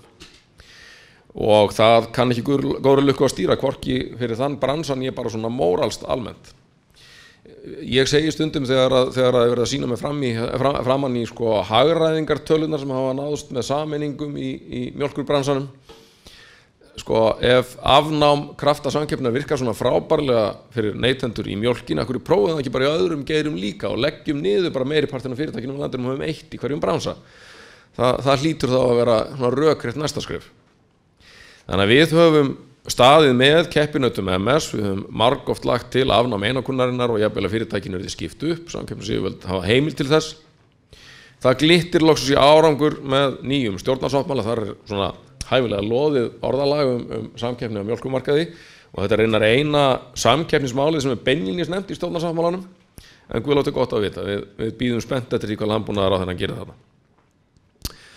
Nú, myndin hann efst á glærunni er úr ríkisrekinni verslun með nærfödd sem er hérna suður í Leifsstöð. Ríkið orðið einn umsvifamesti sælgætis, snyrtivöru og nærfattasali landsins. Við erum búin að krefjast þess núna í 2 ár að það lokað fyrir netverslun komubúðar Fríhafnarinnar. Hún bauður inni bara upp á það að fólk pantaði sér vörur án opinberra gjalda á netinu, sem ekki hægt að gera í einkaregnum netverslunum, og létu svo sækja þær fyrir sig þegar að fólk sem að flýgur oftar með WOW og hinum flugfélagunum á leiðum leifstöð. Eftir dálítið miklar bréfaskriftir og eftir rekstur við fyrrverandi fjármálaráðherra og núverandi forsætisráðherra, þá tók hann mark á okkur og flutti frumvarp sem stoppaði þessa tilteknu starfsemi. Og það litum við á sem mikilvægt skref. Eftir stendur að umsvif Fríhafnarinnar eru ennþá langt út fyrir öll eðlileg mörk, og þannig að sá slagur heldur áfram. Í FA eru mörg fyrirtæki í sjávarútvegi, sérstaklega sjálfstæðar fiskvinnslur. Árið 2012 skilaði Samkeppniseftirlitið áliti til sjávarútvegsráðherra eftir kæru frá SFU, sem okkar samstarfsfélag, lagði til 4 breytingar sem getur lagað samkeppnisstöðu útgerða án fiskvinnslu og fiskvinnslu án útgerðar gagnvart stóru lóðrétt samþættu útgerðar og fiskvinnslu fyrirtækjunum. Þarna stóðum við dálítið í fundum og bréfaskriftum við sjávarútvegsráðherra á síðasta kjörtímabili. Verðum að viðurkenna að árangurinn var bara 0. Þannig núna byrjum við aftur, nú ný ríkisstjórn. Eitt af því sem að skiptir nú miklu máli í millilandafluginu að úthlutun afgreiðslu tíma í Keflavík sé sanngjörn, og þar eigi þeir sem koma nýir inn á markaðinn sama séns og þeir sem hafa verið lengi. Á því hefur verið mikill misbrestur og Samkeppniseftirlitið skilaði áliti það til stjórnvalda 2015. Við höfum síðan fylgt í eftir með ítrekkuðum bréfaskriftum til innanríkisráðuneytisins. Þetta virkar bara þannig að við skrifum bréf og ef við fáum ekki svar þá skrifum við annað bréf með fljótlega, og ef við fáum ekki svar sem okkur líkar þá skrifum við enn eitt bréf. Við fengum loksins svar við þessari málaleitun í sumar, það sem okkur var sagt að vinnunni við að skoða þetta mál lyki í haust. Ég er búin að bíða með að senda næsta bréf þannig að ég var alveg vissum að hausti væri búið, ég tel að það sé núna. Þannig að við ætlum að fylgja þessu máli eftir líka við nýjan ráðherra. Myndin á eftir þessari glæru úr ríkisbúð. Hún tengist póstþjónustu ekki neitt, en þetta partur af úrvalinu í ríkisbúðinni. Ásamt leikföngum, gjafavöru, sælgæti og ýmsu fleiru. Íslandspóstur ríkisfyrirtæki með einkarétta bréfasendingum sem færir stöðugt út kvíarnar í skildum og óskildum samkeppnisrekstri. Það verslunarrekstur og það sendibílaþjónusta og það prentsmiðja og gagnageymsla og guð veit hvað. Flest bendir til að tapa á þessum samkeppnisrekstri sem niðurgreitt með tekjum einkaréttarins. Þið sáu kannski í viðskiptablaðinu í morgun eða á einhverjum vefjónum þar sem við vorum að atast í þessu síðast. Bréfaskipti og fundir með ráðuneytinu og eftirlitsstofnunum. Póst- og fjarskiptastofnun svona einlega verri en engin í þessum málum. Samkeppniseftirlitið hefur fengið á 2 tug kæra á Íslandspóst og hóf frumkvæðisathugun á samkeppnisháttum fyrirtækisins árið 2008. Núna þessi rannsókn sem sagt á 9. ári og það kemur engin niðurstaða. Það kannski partur af því vandamáli sem við sjáum við starfsemi samkeppniseftirlitsins. Hlutirnir taka þar of langan tíma. Niðurstaðan svona sérstaklega eftir samskipti við ráðuneytið og Póst- og fjarskiptastofnun að kerfið sé í liði með ríkisfyrirtækinu en ekki atvinnurekendum og frjálsum markaði. Þá eitthvað að lögin hljóta að eiga að vernda einkaframtakið og eignarréttin fyrir yfirgangi ríkisvaldsins. Þetta slagur sem að bara rétt að byrja. Mér langar að nefna þetta eitt dæmi mál sem að hefur nú oft og iðulega verið í umræðinni. Það skuldaleiðréttingin. Hún var náttúrulega menn deila hana endalaust, réttmæti hennar og svo framvegis. Þegar hún var hins vegar sett á laggirnar þegar var ákveðið að færa skuldur landsins þessar háu fjárhæðir, þá varð fólk að hafa rafræn skilríki til að geta nýtt sér leiðréttinguna. Öllum var smalað í viðskipti hjá einu fyrirtæki, auðkenni, það var ekkert útboð eða neitt slíkt. Það gerðist hratt. Fjarskiptafyrirtæki voru þvinguð til að skipta SIM-kort í símum viðskiptavina sinna til þess að þeir getu nýtt sér leiðréttinguna. Þetta ennþá þannig að ef maður ætla að færa sig á milli símafyrirtækjanna þurfa að fara í bankan og láta virkja rafrænu skilríkinu upp á nýtt á SIM-kortinu sínu sem augljós samkeppnishindrun. Fólk með Apple stýrikerfi lenti í vandræðum með þessar lausnir á sínum tíma sem var önnur samkeppnishindrun. Með öðrum orðum þarna svona önuðu stjórnvöld út í einhverja stóra aðgerð og steingleymdu að hugsa samkeppnisvinklana. Og það leiði mig kannski út í næsta umræðuefni, þar að segja við höfum oft áhyggjur af því sem við teljum í rauninni mjög mikið áhuga leysi stjórnvalda samkeppni. Það bara, maður kemur ótrúlega ofta tómum kofunum þegar maður reynir að tala við bæði embættismenn og stjórnmálamenn það hvernig sé hægt að hafa löggjöfuna á starfsumhverfi þannig að virk samkeppni sé tryggð. Þetta svokallaða samkeppnismat held ég gæti verið með eitt svarið. OECD hefur unnið með sínum aðildarríkjum að því að leggja samkeppnismat á löggjöf bæði það sem fyrir og ekki síður lagafrumvörp sem eru í undirbúningi að þau bara stuðlar viðkomandi löggjöf að samkeppni eða heftir hún hana. Þannig að stjórnvöld og ekki síður stjórnsýslan neyðast í rauninni til að hugsa samkeppni og greiða fyrir henni. Samkeppniseftirlitið hefur verið að tala fyrir þessu, við höfum lýst yfir stuðningi við að taka upp slíkt mat hér á landi. Þetta eitthvað sem við lögðum til við stjórnmálaflokkana núna eftir kosningar, það tækin í stjórnarsáttmálann. Það rataði nú ekki þangað en við höldum þessu máli vakandi. Og orður til alls fyrst, við höfum fagnað samtali samkeppnismál sem samkeppniseftirlitið hefur staðið fyrir. Þið sjáum þarna mynd af alveg rífandi hressum fundi landbúnaðarmál sem við tókum þátt í hjá samkeppniseftirlitinu í fyrra.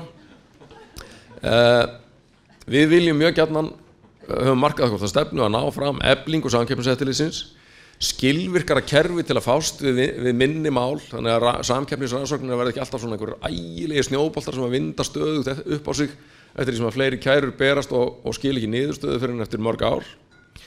Að það verði settir lögbundnir málsmeðferðarfrestir, að það verði hægt að eyða óvissu með bindandi álitum og svo framvegis. Við höfum líka mælt með því að eftirlitið hafi beittari úrræði gagnvart stjórnvöldum og við söknum þess, Ólafur Teitur, að það hafi verið boðaður fundur í samráðsvettvangi atvinnulífsins og iðnaðar- og viðskiptaráðherra eins og það hét á síðasta kjörtímabili samkeppnismál.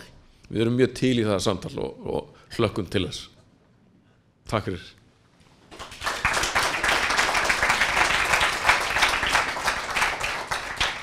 Takk fyrir Ólafur. Þetta var síðasti erindi dagsins en það kaffi og meðlæti sem býður eftir okkur sem allir á kaffiþyrstur, við múum að sitja svolítið lengi. Það voru mjög áhugavert, fyrirlesararnir algjörlega frábærir hver á öðrum og þannig að ég vil þakka ykkur kærlega fyrir komuna og þeir sem síðan allir sitja aðalfund félags atvinnurekenda ekki fara úr húsi heldur sitja áfram. En þið megið fá kaffi á milli. Takk kærlega fyrir.